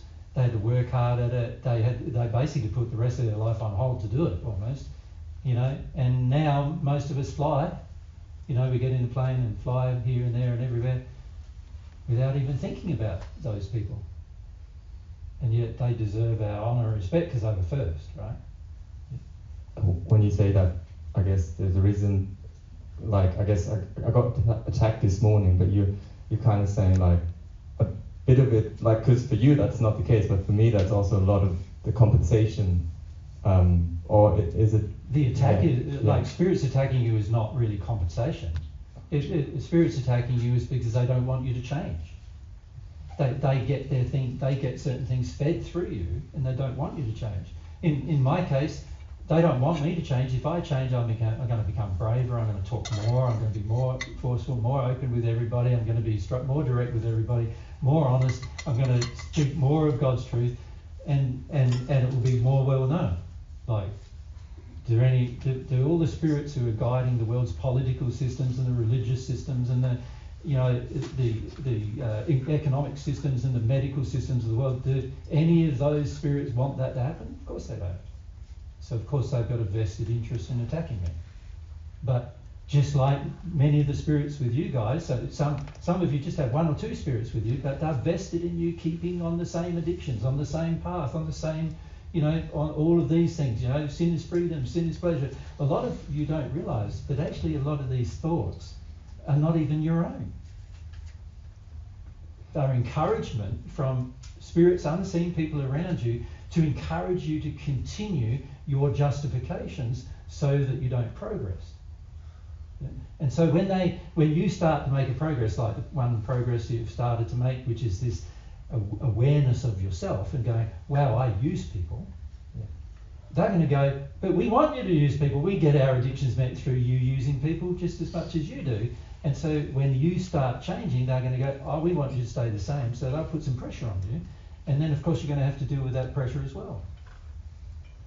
So how can I differentiate between, I guess in the past people get angry with me because I'm using unloving. them. Yeah. Yep. So how can I differentiate between when, you know, because Diane has said to me at times, you know, like, this is not you being a victim. This is you, like, really not listening to someone because you think you know better and whatnot.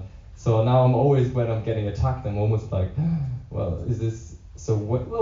Well, you see, this is where sincerity is required. Yeah. See, for you, whose mother has treated you like a prince, yeah, you're going to think anybody correcting you is attacking you. Can you see that? Yes, especially when women say it. Especially when women do it, yeah. You're going to think they are attacking you, right? So if you're sincere, you would go, what I want from a woman is, I want her just to think I'm nice all the time. Yeah, and yeah. And I want the woman to serve me. Yeah. And I want her to just make my life easy. Yeah. Right? And so that if you're sincere, you'll say, this is what I wanted. This is what I wanted from her. Now naturally that's going to make some of those women nuts about like they're going to go, that Julius character, I don't want him in my life. And most women don't want me in their life. That's right. Like, and I can sort of understand why. Yeah, right? I do. Yeah. So you can understand that. Now, very few of them are honest enough or truthful enough to tell you that you're using women. Is it because they're afraid of me? Well, I can get quite mostly they're afraid of themselves looking bad when they raise an issue with a man. They're afraid of the man's projection that they're they're a bad man's woman. Projection. So it doesn't have to be violent rage, but just most women have the So, addiction that men think that they're a good woman. An example is, every time Julius isn't treated like a prince, he projects. Prince Julius goes, you're not treating me like a prince. You're very bad. Yeah. To whoever doesn't treat you like a prince, right? You're very bad. You're a very bad person. And if you don't say it, you feel it. I feel it. Yeah. You feel it. And then on top of feeling it, you underminingly say things to them about their life. Oh, yeah. Yeah. So you don't come out and directly just say, you're bad because you're not meeting my addiction. You go, you're bad because you're not really practicing divine truth, and you don't really love me, and look how angry you are, and look at, so you see what I'm saying? You're actually undermining the person as well.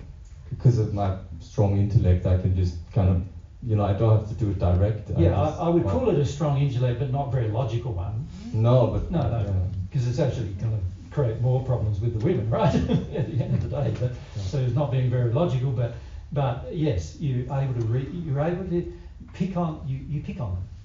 Yeah. You pick on little things in them. I see the weaknesses, and That's right. the spirits probably also help. Exactly. There's very spirits with you who now probably attack you if you change, and they're going, "Here's a weakness, Julius." It's like automatic. It's like I sometimes with Nelly, I can see it like she's being vulnerable with something, and it comes out. Yeah. Like it just. Yeah. And like I'm just like poking with the finger in that wound. Yeah. And I'm like, oh, fine. Yeah. This is a way to punish them. Yeah. For the fact that Prince Julius isn't getting treated like a prince. Do you understand? Yeah. And if you understand the dynamic, it's going to help you work through it emotionally, right? But if you think about that entire dynamic over the years, so when did we first mention to you this dynamic? That I can remember that you actually did. Like when did you come to Australia? I came to Australia in October 2019, so that's almost 5 years ago. Yeah, so 5 years ago. So I'm pretty sure on your first day. On the very first day. Yeah. That you attended. Yeah, right. Some women pointed it out. Yeah, Elo did. Elo did, yeah. Elo did, yeah. Yeah, right. And I had no idea, like I thought, and I remember, I think Maya said something similar. It's like I was like, it's completely like that's completely wrong. Completely wrong. Like you don't understand me at all. I'm a nicer guy than that. Right. Is the feeling you had, right? And that was 5 years ago. Now, in the process of denying the truth, you remember this is all about the fight between truth and error. So there was a battle going on inside of you, and you didn't realise it. The battle was between truth and the error that Julius was carrying. Does that make sense? And up until that time, error was just winning without any confrontation, without anybody even raising it with you, and without anybody really being specific with you about it. Although I'm sure people have tried, definitely, but very gently compared to Eloisa just going, "This out is it," Julius, and which is, by the way, the most loving thing she could have done, right? But that was 5 years ago. Error continued to fight for itself in you. You wanted you wanted to stay in denial and illusion about yourself and about what you're doing and about how unloving it was and so forth. And this is very common. I'm pointing this out to you, but the reality is the rest of the group here is going to have to go through the same experience with lots of different things, right? So 5 years ago, you had the chance to start fixing it. Yeah. There was a pretty good chance that if you started 5 years ago, what would be happening now? I'd be way in it. Way in it, or maybe even completely over it, right? And instead of most women, when they first see Julius, they go, "Oh, he's a friendly enough guy. He's a nice enough guy. Yeah, let's spend a bit of time with Julius." After a couple of weeks, they go, "Gee, how can I get rid of him?" Right? Yeah. Now, in the future, if you had dealt with that 5 years ago, by now you probably have a woman that didn't want to get rid of you. Wow. Right? Yeah. So it's been to your detriment. Yeah. And this is what I want to illustrate to the group. And so please don't feel like. But I'm still happy. I even if it's 5 years, I'm still happy, and I can change or do something about it. True. But you also had the chance to do it 5 years ago. Yeah. And if you're sincere about it, there will be feelings about that. Yeah, there will be feelings. There's a lot of regret. Yeah, already. Regret. There'll be regret. I know that. Yeah. And because and this is the trouble though. At the time we receive the truth, for the most part, we reject it. For the most part, and we have strong emotional reasons for doing so. These are some of them, but we're not seeing. And this is where I find it interesting with people who listen to divine truth. They're not seeing when they reject that, they're actually rejecting Him, God. They're not just rejecting truth. They're rejecting God's truth. It belongs to God, right? And it's a part of the expression of God's nature and personality. So whenever you reject the truth, and whenever you become unethical and all of these kind of things, you're actually purposefully rejecting God. You're actually in a fight with God. You're not just in a fight with truth. You're in a fight with God, because God was the source of that truth. Right? And this is why for most people their conscience doesn't work.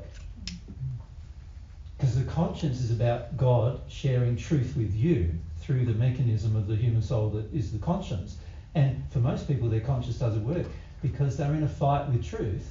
So the conscience is not going to function very well. Because they want to fight the truth. They want to maintain the illusions about themselves that they've built up over years and years of life. And for the most part, those illusions were mostly created by the time we were 7 or 8 years of age. And by the time we were 16 or 17, they're pretty firmly established, you know, like as a teenager, pretty firmly established. And we're not seeing that these things are error that we're fighting for, and we're using techniques. And so what I wanted to illustrate is one of your techniques was complete denial. Yeah. Another technique is an illusion, which is I have an illusion of myself that I like, and don't you disturb it. You know, I got that, yeah. Yeah, don't, none of you, you know, I think I'm pretty nice, don't any of you tell me opposite. If you do, you're very unloving to me, you know, is the general feeling, right? But besides denial and illusion, there's other techniques. And what I want to ask you is, what are they? Because many of you have them. So what are the other techniques? Denial is like, no, it's not happening. Illusion is a different thing's happening. What are the other techniques? Charlotte, if we go Charlotte and then across to Charlie. Yeah. To blame or judge. Blame or judge, yes. So they're two separate ones really, aren't they? So blame, that's right. And Charlotte, do you mean to blame others and judge others, or to blame yourself? Judge yourself, yeah. You can do both, can't you? Yeah. What does blame do? It distances the problem from you. Or if you're blaming you, it takes the problem away from someone else, if it's their problem. Right? So judging does the same, but judging is even perhaps more difficult, because judging is basically saying they're worthless if they do that. Or if you're judging yourself, you're going, I'm worthless if I do that. And either thing is bad. Right? So these are ways to control harder emotions, right? So John? To minimize. To minimize, yeah. That it's not that bad. Yes. So it's only two pieces of chocolate a day, right? It's only 1 cup of coffee. Yep. So just straight behind, and then as we go back. To make excuses. Excuse, yes, we excuse. Very good. Mine is a special Yours case. is the same? That the excuse is a classic. Yeah. Yes, to go back to what we discussed before the break regarding the resources. Last century, we were less than 2 billion on this earth. Yep. We are now approaching, we are already 8. We are going to be, by 2050, I guess, something around more than 10. Yeah. And by the next century, we will be almost a double. Yeah.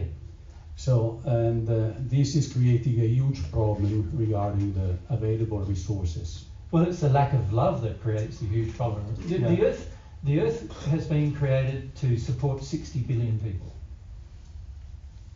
So having 16 billion people is not going to be a problem for the Earth if we loved it. The problem is we don't love it. Yeah. And that's the real problem. And what I'm trying to get at here is, why don't we love it? Yeah, but let's say what I've observed, most of my time I live in Asia. Yeah. 30 years ago in China, almost nobody was drinking coffee. Yeah, that's right. Now coffee in China is becoming a big business. That's right. There are coffee houses and coffee bars everywhere. Yes. Yep. So that is just how the people adapt, let's say, to additions. Yeah, and remember that's what I said earlier. If 8 billion people do it, that's a lot worse. You know, it's going to be a lot worse for the environment than if, you know, a few hundred people do it, isn't it? Yeah, that's true. And of course, all this has also a very important economical value. Yep. From the financial point of view. Yeah? Yep.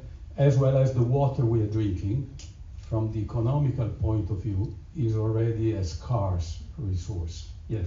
And being a scarce resource is attracting because there is a lack of water. Yep. Now, and it's attractive to big business, isn't it? Too? Of course, yep. the biggest but companies they are heavily investing in the water. So, but we're pretty off topic here now. Because what I want to do is focus on. Yeah, I know. Yes. That's why I step back. No worries. I'm sorry for that. So if you might behind, and then down here. You're right. Yeah, to France. Yeah. Hello.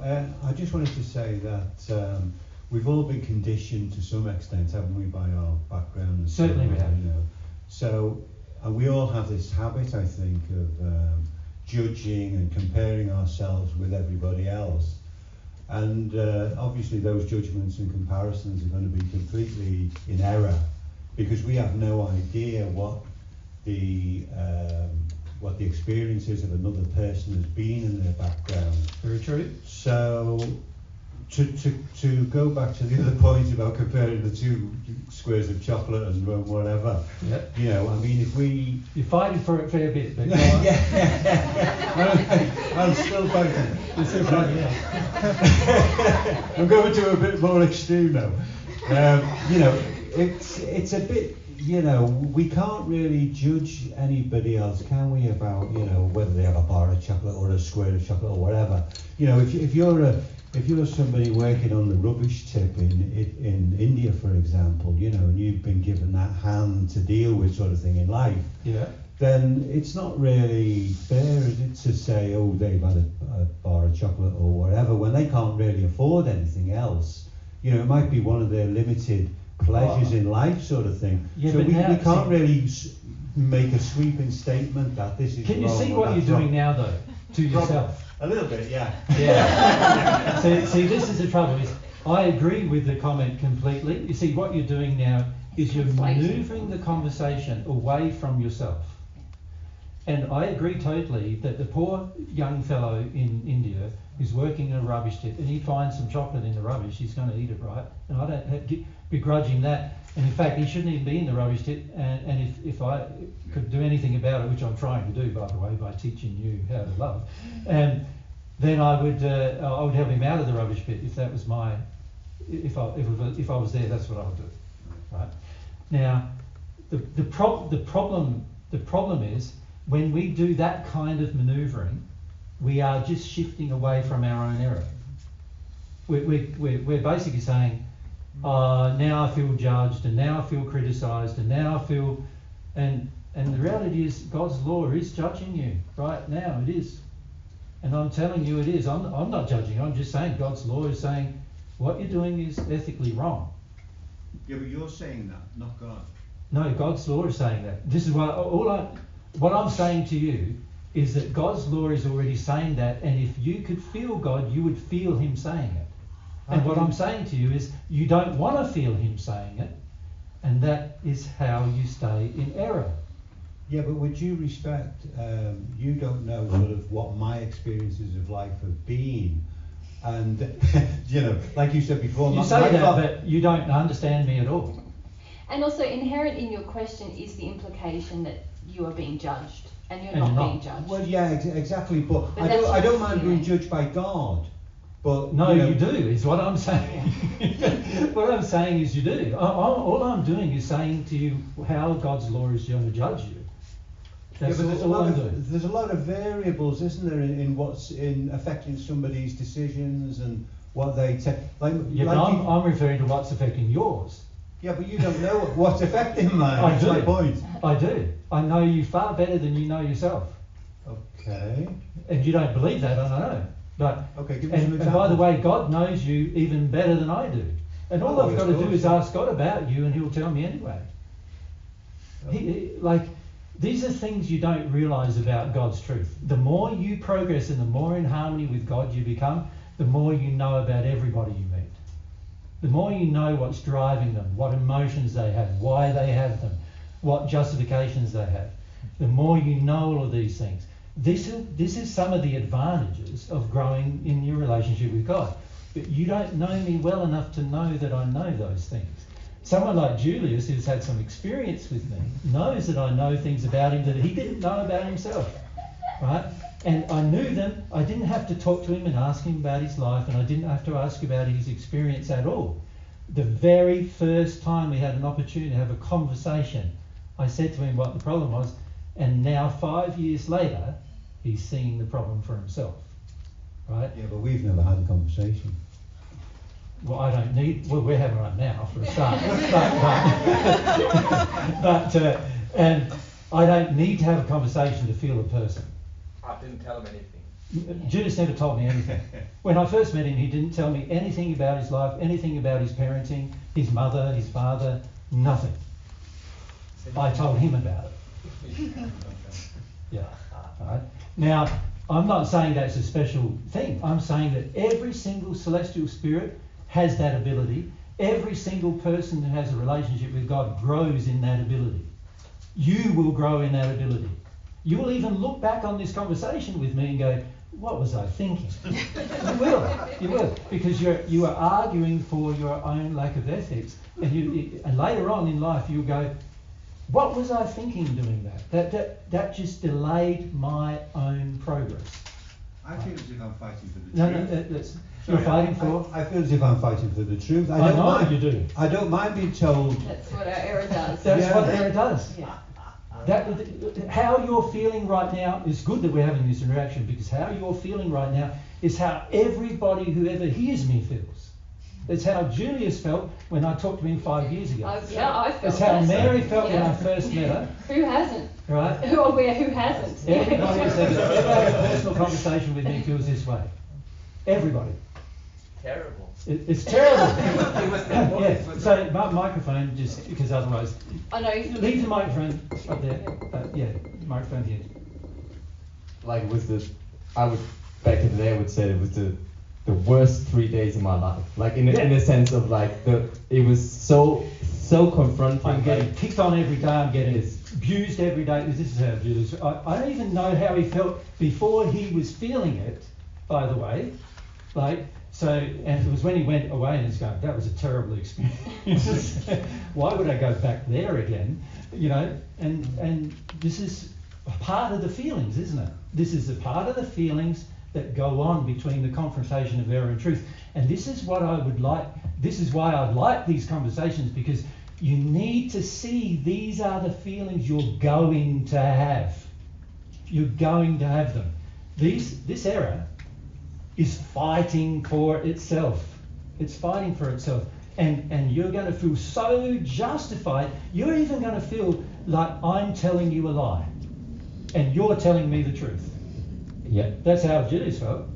And 5 years later, you now feel quite differently, right? I don't know if quite, but...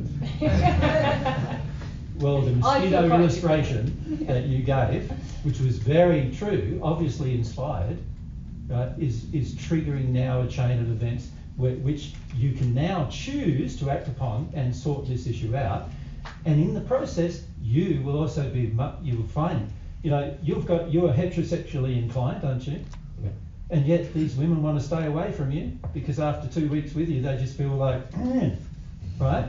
And so this one injury is going to allow people to actually feel more compassion and understanding for Julius rather than feel like they're being used by Julius.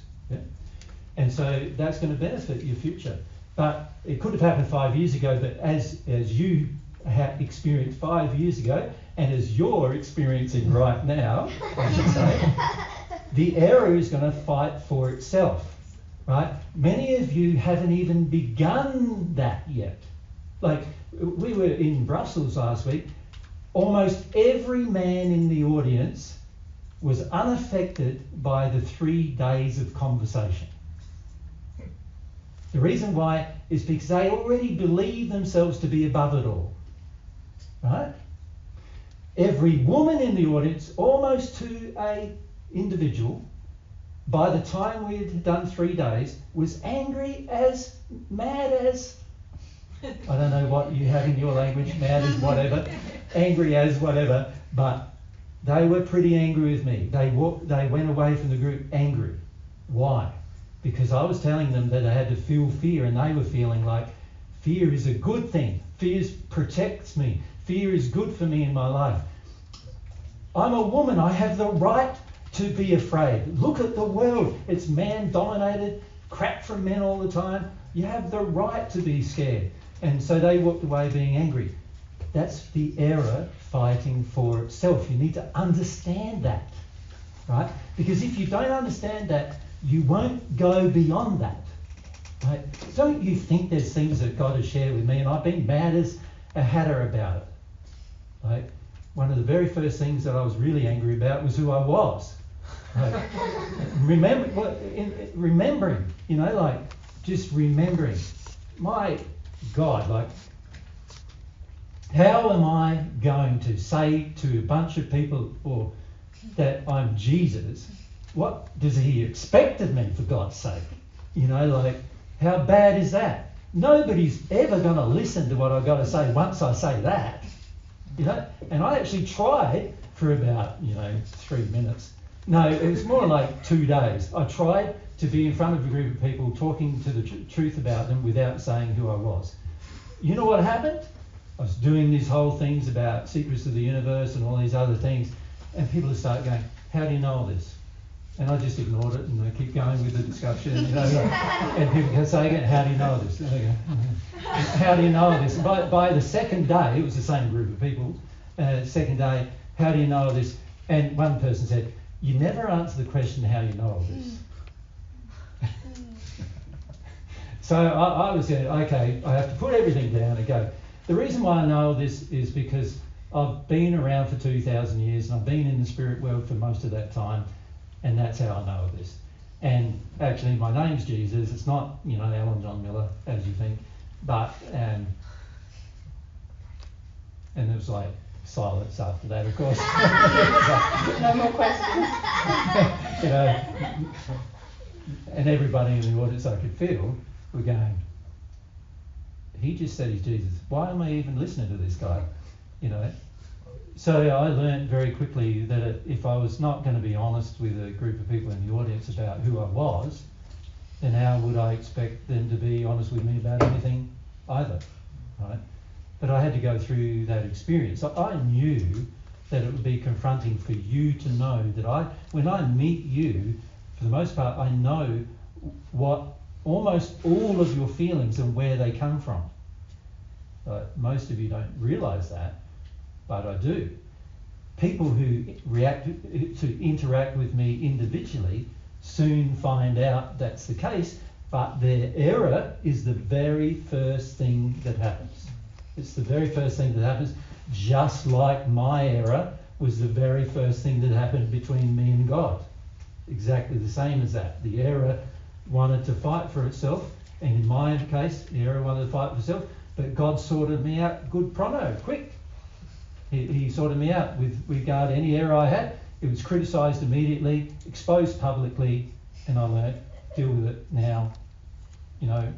Stop thinking that I know better and start listening is what I learned. And to be frank with you, it's exactly what you're going to have to learn if you want to progress. Yep. So we go here and then up the back. Just a question. Oh, sorry, we were... Yes, we were with you, were we? Yes. Yes. But, if you want... You first. Concerning how I uphold my error. We haven't finished this list. Yes. Have we? One thing is going into disorientation. Confusion. Yeah. Like confusion. Yeah. And misunderstanding or not understanding. Yeah, what's another term for confusion? It's sort of like, there's another word. Going blank. Doubt. Doubt is a good Doubt is the word I'm looking for too. Yeah, doubt. Yeah, both those things we do to hide from from truth, don't we? We go, but there's also this explanation, but there's that explanation, but there's this explanation, there's that explanation as well, there's 5 explanations, now there's 10 explanations. Which one's right? I don't know. You know, so, and then in that process of going, I don't know, we would just let ourselves off the hook for being more honest with ourselves, right? Most doubt is actually chosen, and most confusion is chosen so we don't have to take action, right? God is not a person who sort of speaks in riddles, and God's not a person who speaks in mysticism. God is a person who speaks directly. He's honest, truthful, open, transparent, all the time. If we can't hear him, it's because we don't like that. We don't like someone who's honest, truthful, transparent all the time. We don't like it. It exposes so many things in ourselves generally when we meet a person like that. And for most of us, when we meet God, you're going to get exposed on all the different areas where you're dishonest with yourself, untruthful with yourself, in an illusion, in denial, you know, where you blame, where you're judging, and all those things are going to get exposed. Now, judgment, all of these things are emotions. They're all feelings, right? The more you get rid of them, the more the error gets exposed. So the error needs these feelings to survive. Do you understand that? It's a very important thing to understand. It's a fundamental principle that you need to grasp, even intellectually, that error, like falsehood, needs emotions like this in order to survive. It needs you to be in denial, in illusion, in blame, in judgment, in minimizing, confusing, doubt, comparing, even just saying, oh, it's just a habit and I should get away with it, excusing yourself, doubting. It needs that. By the way, we still haven't finished the list either, have we? There's more things, isn't there? Yeah. But you understand? Yeah, and even it's a strange place because it's a place of suffering and I'm remaining there. Yeah, but see, most people would prefer to suffer than act. Yes, exactly. And so avoidance. Yeah. You see this in life everywhere, where people would prefer suffering rather than action. Like you see that in a marriage where, you know, both parties very unhappy. None of them want to split up. So they stay in the marriage, stay in the marriage, stay in the marriage. Many of you have had relationships where you've done that, right? Where something's wrong and you don't deal with it, you don't try to confront it, but you stay in it, only to have it break up in the end anyway, right? I mean, I see it on a daily basis in my life. Exactly. These things here, confusion and doubt, help you not take action. Not taking action is one of the worst things you can do for your life, right? But that's what they help you do. They help you stay in error and not take action in harmony with truth, right? So a lot of the times we like confusion, we like doubt. We prefer to doubt than we would to come up with what is the actual truth. And for I speak very definitely about most things, don't I? Like yes, no, yes, no, yes, no. And there's very few times when you say to me and I say, I don't know. The reason why is because that my relationship with God, through that relationship, God tells me this is true, this is not true, this is true, this is not true, this is true, this is not true, this is true. And if I don't do these things emotionally, then I'll listen. But if I do these things emotionally, I won't listen. And I'm not going to listen. Right? And I'm going to have to get rid of some of these. You could say these are patterns of feelings that I've learnt through my life. Remember, I started out blank. I started out free of these things. But I've learnt to do these things in order to justify the error I'm in. And people taught me how to do it, that is true. But also I taught myself how to do it as well. I like it because I like to use these techniques to stay in the error I'm in. Yeah? Yeah. So next was there, yeah, and then come down here.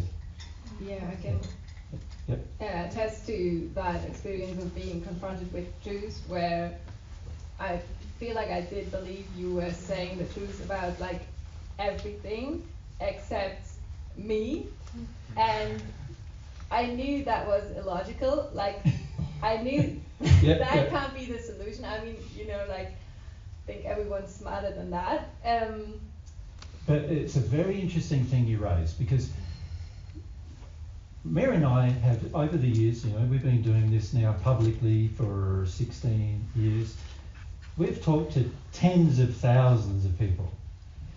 Almost everybody, when they hear divine truth, when it's external to themselves, their heart feels encouraged. You know what I mean? You feel some joy. You go, wow, that's amazing. Yeah, that's, even if it's not true, it's pretty amazing. it's what the average person feels. And then after a while, time, you work out maybe it is true, and you start experimenting with all that. But there's a joy in your heart to even experiment with that external truth.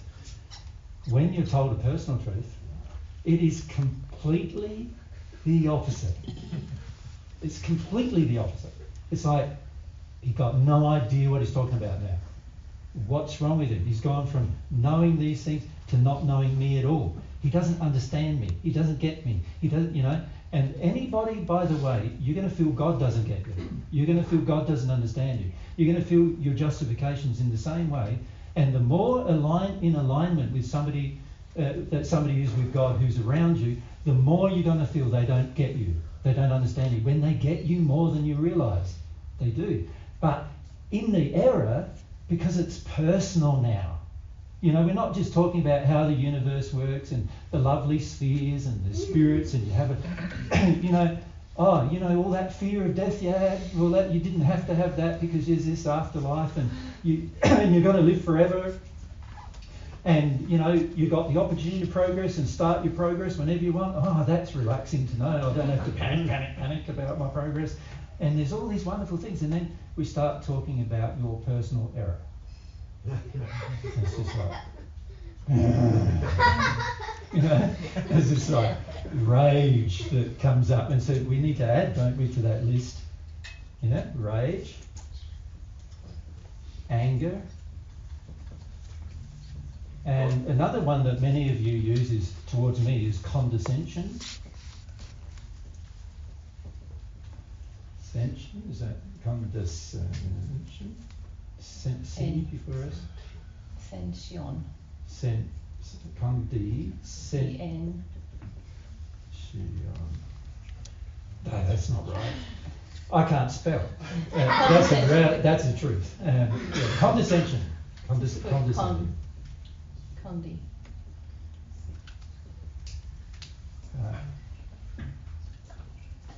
There's an S in the C or Yes, something. yeah. The reason why we do that is because if we can belittle somebody else, it distances ourselves from having to listen to them.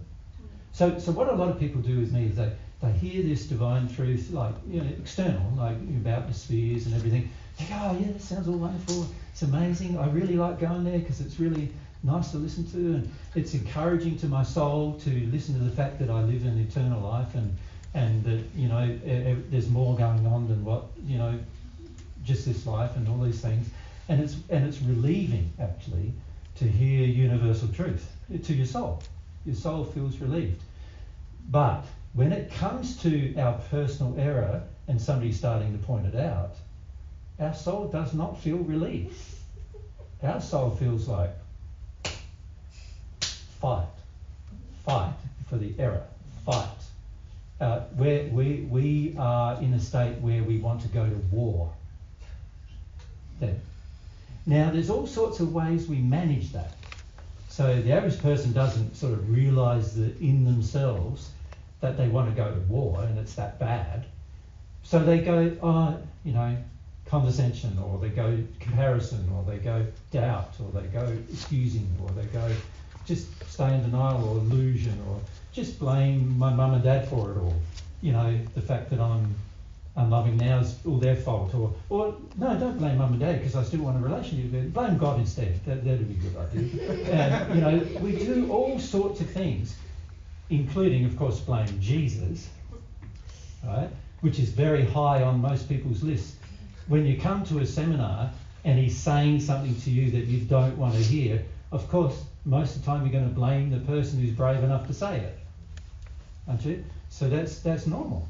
And what I'm saying is, it's normal to have these responses and actions, but you've got to understand, it's the error fighting for itself inside you.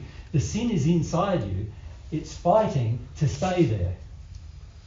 And it's going to be tricky, malicious, devious, it's going to be blaming and critical. It's going to do everything it possibly can to stay there. And then what you do with that is going to determine how good a relationship you ever have with God in your future. Right? That what you do when this confrontation begins is going to determine your future. Now, almost everyone I've ever met has lost the battle with error. When I say lost the battle, what I mean is they stay in their error. They don't allow the truth to influence their error. Almost everybody I know. And this is why, you come to one seminar and there's 200 people there. Well, we've had seminars like this. One seminar in the UK, 200 people came. The next day, 7. Okay. Right? Now, I was nice to them. I wasn't unkind, but what they were hearing was this starting to happen. We were talking about sexual matters. We were talking about relationship between men and women, and how many people don't realise, but it's very, very damaged on earth, the relationship between men and women. And when we started focusing in on the fact that it was happening for many of the people in the group, many of them were very offended, and so did not come ever again. Never seen them again. Right? In Australia, we had an auditorium there gifted to us for a period of about 18 months, and in that time there, we had almost 300 people come every weekend for 18 months. Right? Almost every single one of those people are not listening to Divine Truth now. Almost every single one. Why is that? Because sooner or later, this is going to happen to you. It's going to happen to you. And you think it's not going to, but it is. And what's going to happen to you is there's going to become a confrontation, internal emotional confrontation between the truth that's being shared and the error that exists within. Understand? And that confrontation is going to get so great that you're going to use this and another 500 other methods, right, to reason yourself out of listening to the truth. And what's going to happen, unless you start embracing the truth, you're not going to love it anymore. You're going to hate it. That's what's going to happen, right? So many of you, we knew it's like 10 or 15 years ago, and then we don't see you for 10 years. That happens too, where somebody doesn't listen to for 10 years and then they go, what am I doing? I don't even understand why I stopped listening. There's many people like that that are starting to listen again, who come back to us and say, look, I know we've been away for 10 years or whatever, I don't even understand why I went away. And when we start discussing this, they almost feel like going away straight away again. Right? Because there's all these methods we use, even things like time. Just don't spend any time thinking about it. If you don't spend any time thinking about it, it's not going to bother you. Just things like that can cause these shifts to occur. Yeah? Where are we up to? Let's go right up the back on that side, and then across on the back. Yeah. Thank you. Can I ask a personal question? Do we want to answer it? Let me hear what the question is, and then we'll see. I have a question about feeling that I want to be good to men. To men. To men, yep. And I just want to hear why I would like to do that. So sort of the opposite of what we were talking about with Julius, where you feel like, oh, if a man has a bad opinion of me, then yes. Yeah. Why is that so stressful for me? Or why not? Well, why would I answer to Julius' addiction to why would I answer to use addiction? Can we leave those questions for tomorrow morning? Yeah. Of course. Can we do that? Personal questions? Because I would like to stay on this theme, because there's a principle in here that I want you to grasp. And that is, you will feel a lot of joy about listening to God's truth as long as it remains external to you. You will. What I love about the truth is it's so attractive to listen to. Like, atheists, frequently come to our seminars. They love listening. And I'm talking about God. Now, the average atheist, whenever they hear the word God, they're pretty upset. Right? They feel quite offended about that, the average atheist. But many atheists who come along, they start listening because they didn't realise, for the most part, how logical the truth could actually be. Right? And it's the same with all sorts of religious faiths and all sorts of people from different walks of life. Every single person I ever met generally is fascinated about truth as long as it remains external to them. But the same applies to every single person when it starts being personal. Personally, when we start seeing the error within, or it starts getting exposed, I have yet to meet a person who hasn't fought. In my entire time on earth, and my entire time in the spirit world, I have yet to meet a person who hasn't initially fought the truth. They're personal. There's been no one that's initially not fought it. Well, in this life I've fought it. In the first century, not so much, right? But in this life I certainly have. So even me, I've fought it. You understand? I understand this, particularly from this life. I understand this now more than I ever understood it in the first century. In the first century I used to know, that person's fighting again, and I just have to leave them alone for a while, go on to this person, and that person's fighting again, and that entire, they all want to throw me off a cliff. So, okay, why do you think people wanted to throw me off a cliff? If the truth is so attractive, why did they want to throw me off a cliff? Why did they want to crucify me? It's because when it gets personal, that's what people feel like doing. Yeah? The Pharisees, who really, to a large degree, were a part of my death.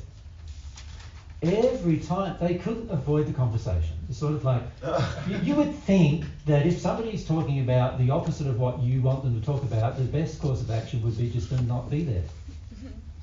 But no, they had to be there. And they had to make their points, and every time they made their points, the logic of the truth always exposed the error in them, and that they all happened publicly. It didn't have to happen publicly, but they wanted it to happen publicly, and so I had no choice. It was public. Every time there was 500, sometimes there was 2,000 or 3,000 people listening to me criticise the Pharisees. They were pretty annoyed because the fight for error was pretty strong. Now, some of these guys now are my friends, right? But they weren't then. They did everything in their power to undermine things. First, they thought, they could just reason with me. But gee, I'm so unreasonable, right? And when I say that, I mean I'm unable to be reasoned with. If I believe, if I know God's truth on a matter, I am not going to shy away from that, and I'm not going to be shifted.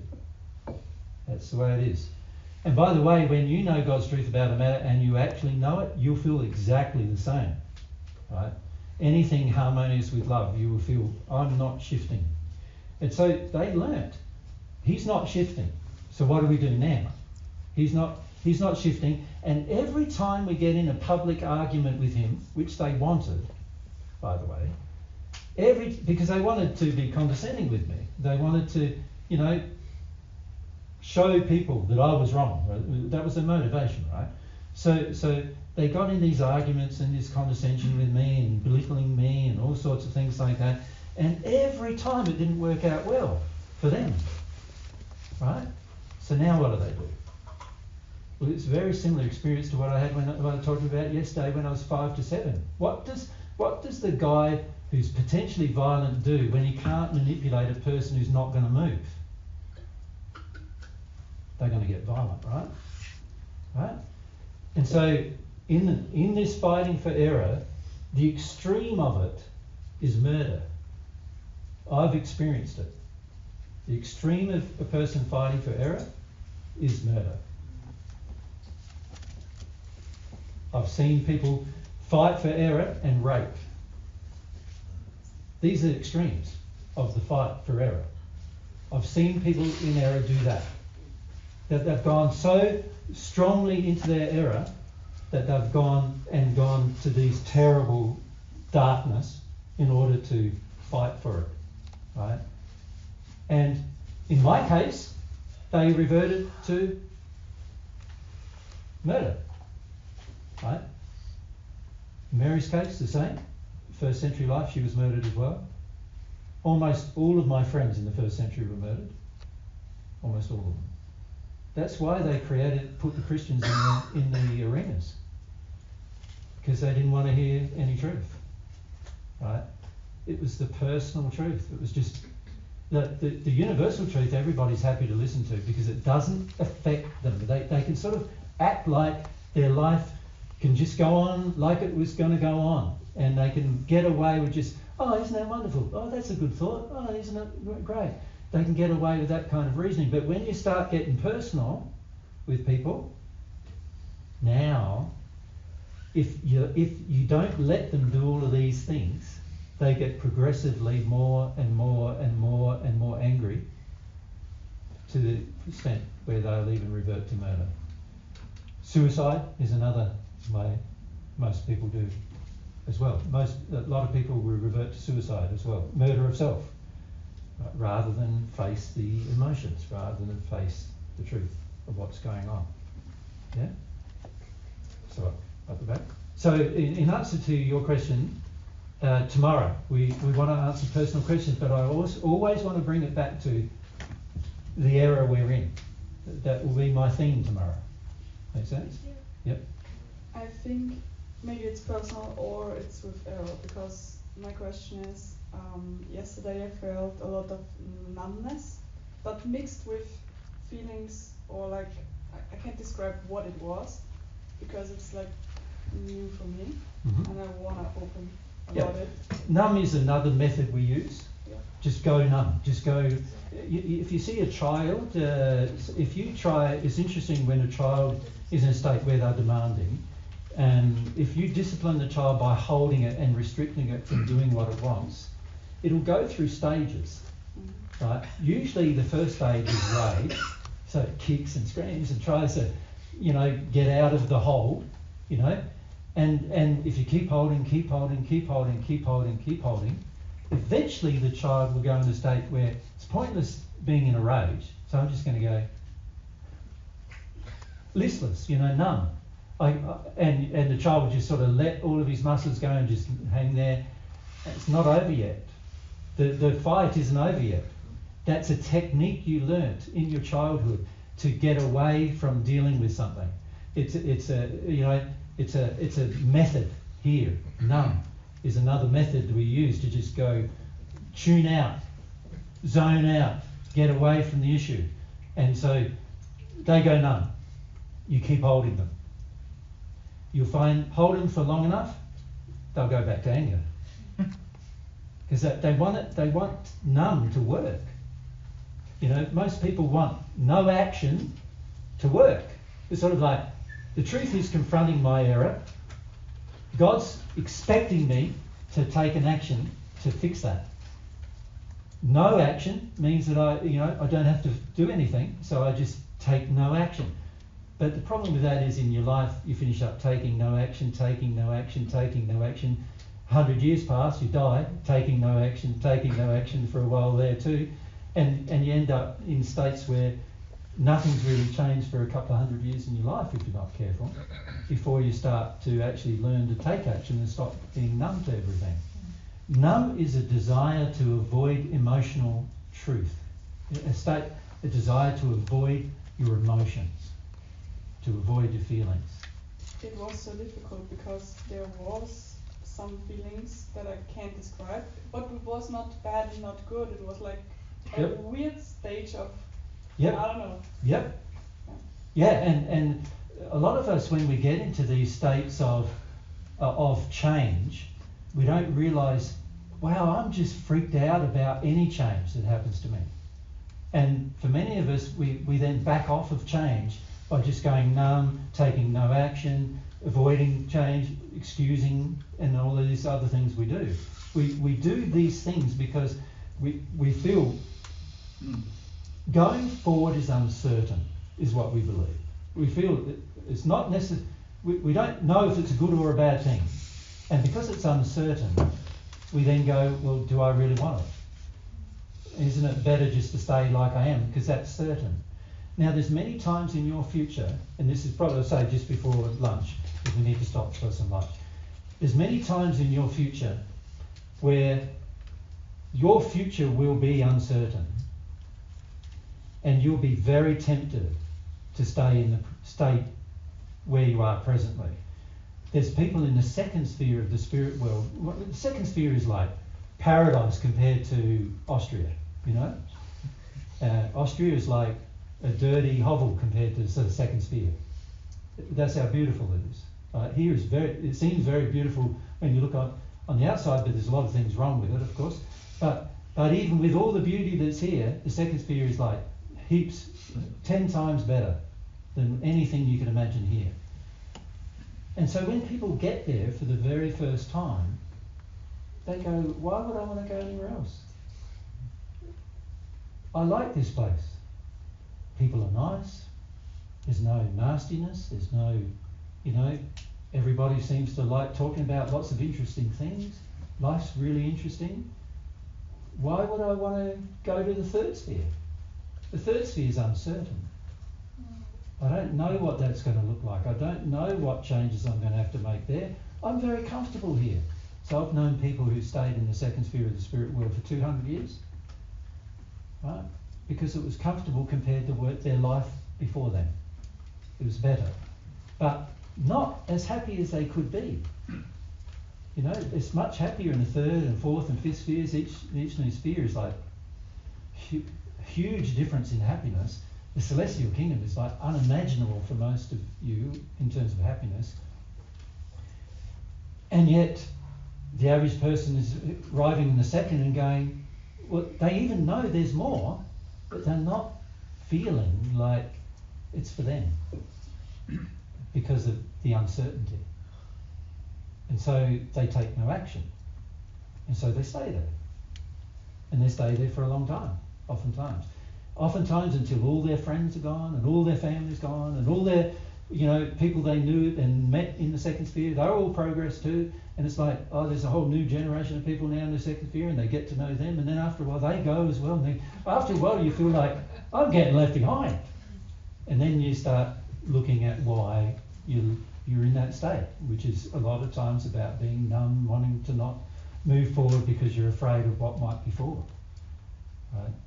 And so I'm recommending to you to not do these things. But after our break, where we have probably half an hour for lunch, I want to focus more attention on this because I feel it's the main problem we have when we're sharing truth with others. When we get down to the nitty-gritties of your personal life, that's when most of you are going to get angry. Right? You're going to get upset with Jesus, for sure. I don't know anybody who hasn't been in my entire life upset with me. And not just you, with God, a lot of us are harbouring a lot of feelings. We receive some truth, and then we feel like, oh God. But it's a lot easier to project it at a person who shares God's truth than it is to project it at God, because for the majority of us, we feel like God doesn't listen to us anyway. So let's get angry with the person who's sharing the truth, the messenger, rather than where the message is from, is generally what we feel. That's why they call that statement, shoot the messenger. Well, in my case, it was like hang the messenger, crucify the messenger. Now, many of you don't realise it, but you're going to even do that. in the future you're going to have that desire to get rid of me out of your life. And I'm going, well, for some of you, I'm in your life very temporarily. Some of you have the option of us being in your life permanently because you want God's love permanently. I would love for all of you to be in the second category. But it's going to require you facing this problem that is going to be in everyone who has sin, which means it's in everyone, this problem. And it's not the sort of thing, even though here's the theory of it, and we can sort of grasp it, but it's not the sort of thing that you can then reach that point and then go, oh no, this is just that thing that Jesus explained that day. I'll just calm myself down and I'll be just right. listen to the truth. It's not going to be like that. It's going to be an emotional process that you have to go through. Yeah. And sometimes more than once, it's not like on a lot of different subjects. Yeah. It's going to be. Sometimes you think, no, I'm actually really humble now. And then you hit another thing and you're like, whoa, no, I want to fight for this one. Yeah. And now there's probably on earth about 5 people who trust me at the moment, who trust that anything I say to them is worth listening to with regard to their personal life. And you know what I've noticed? People start to have the same reaction to them as to Jesus, because these people really honour truth. They don't accept error as much. Yeah. And so they present truth to you, and then often I see people have the same reaction that they've had to Jesus to those people. Yeah.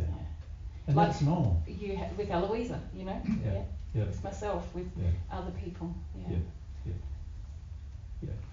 What I would like to see is that you, at least by the time we finish our conversation with you this weekend, at least you start to understand what this feels like. Yeah. This internal fight, battle, that you're actually having, not just with truth, but also with God. That you at least understand how it feels internally, right, to be in that state.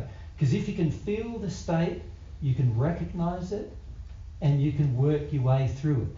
But if you live in the state, rather than feeling your way through the state, you're going to end up rejecting truth. You're going to be one of the many tens of thousands, millions of people that have heard it and then delay the implementation of it. Right? Because of personal, emotional reasons that you're fighting for. Right? And now I would like for you not to be like that. But there's no control I have over that. You are individuals, you have free will, you can do what you like. You can shoot the messenger, you can criticise the messenger, you can be condescending to him, you can excuse yourself, you can do all of those things. God lets you do it all. You're allowed to do it. I'm going to let you do it all. I'm not going to enjoy your company, though, while you do it. That's how it is. I enjoy the company of people who are, like myself, focused on truth, no matter what change I have to make. No matter what I got to see about myself, I'm going to do that. That makes sense?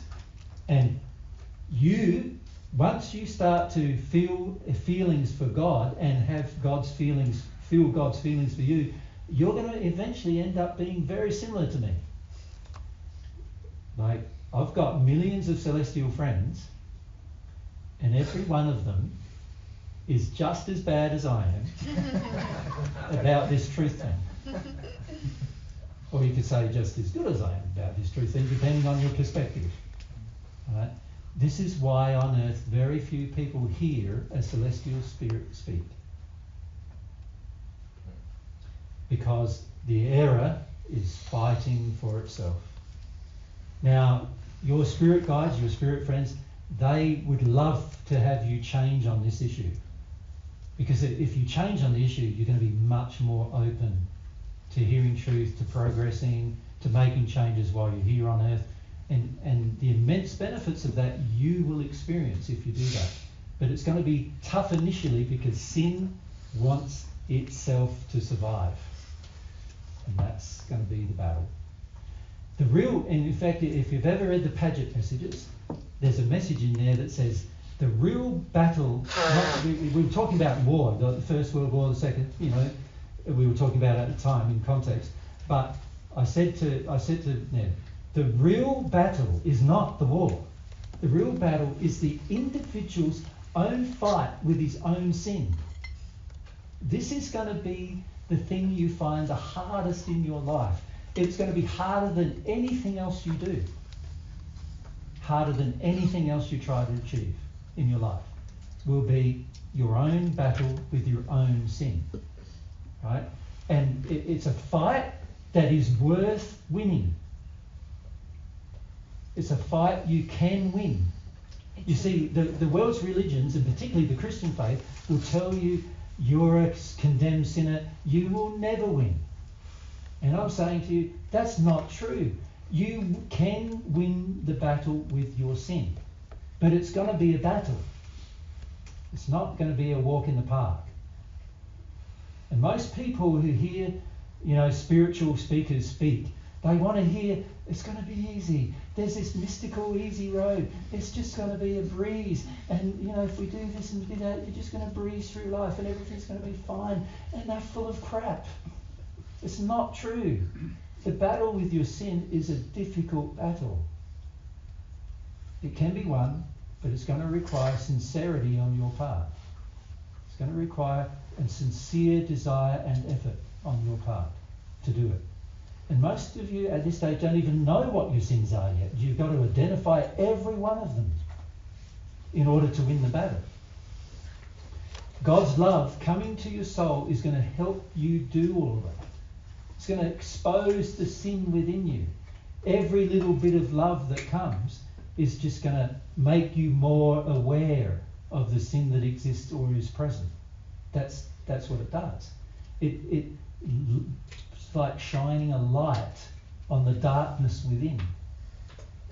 Right? And you've got to let yourself go through that process, and not even let yourself, but eventually love it. Love the process. And that once you come to love the process, things will change immensely for you. Yeah? Now, I won't answer any more questions just now because we need to have a break, don't we? So let's do the break and then we'll continue. How long? So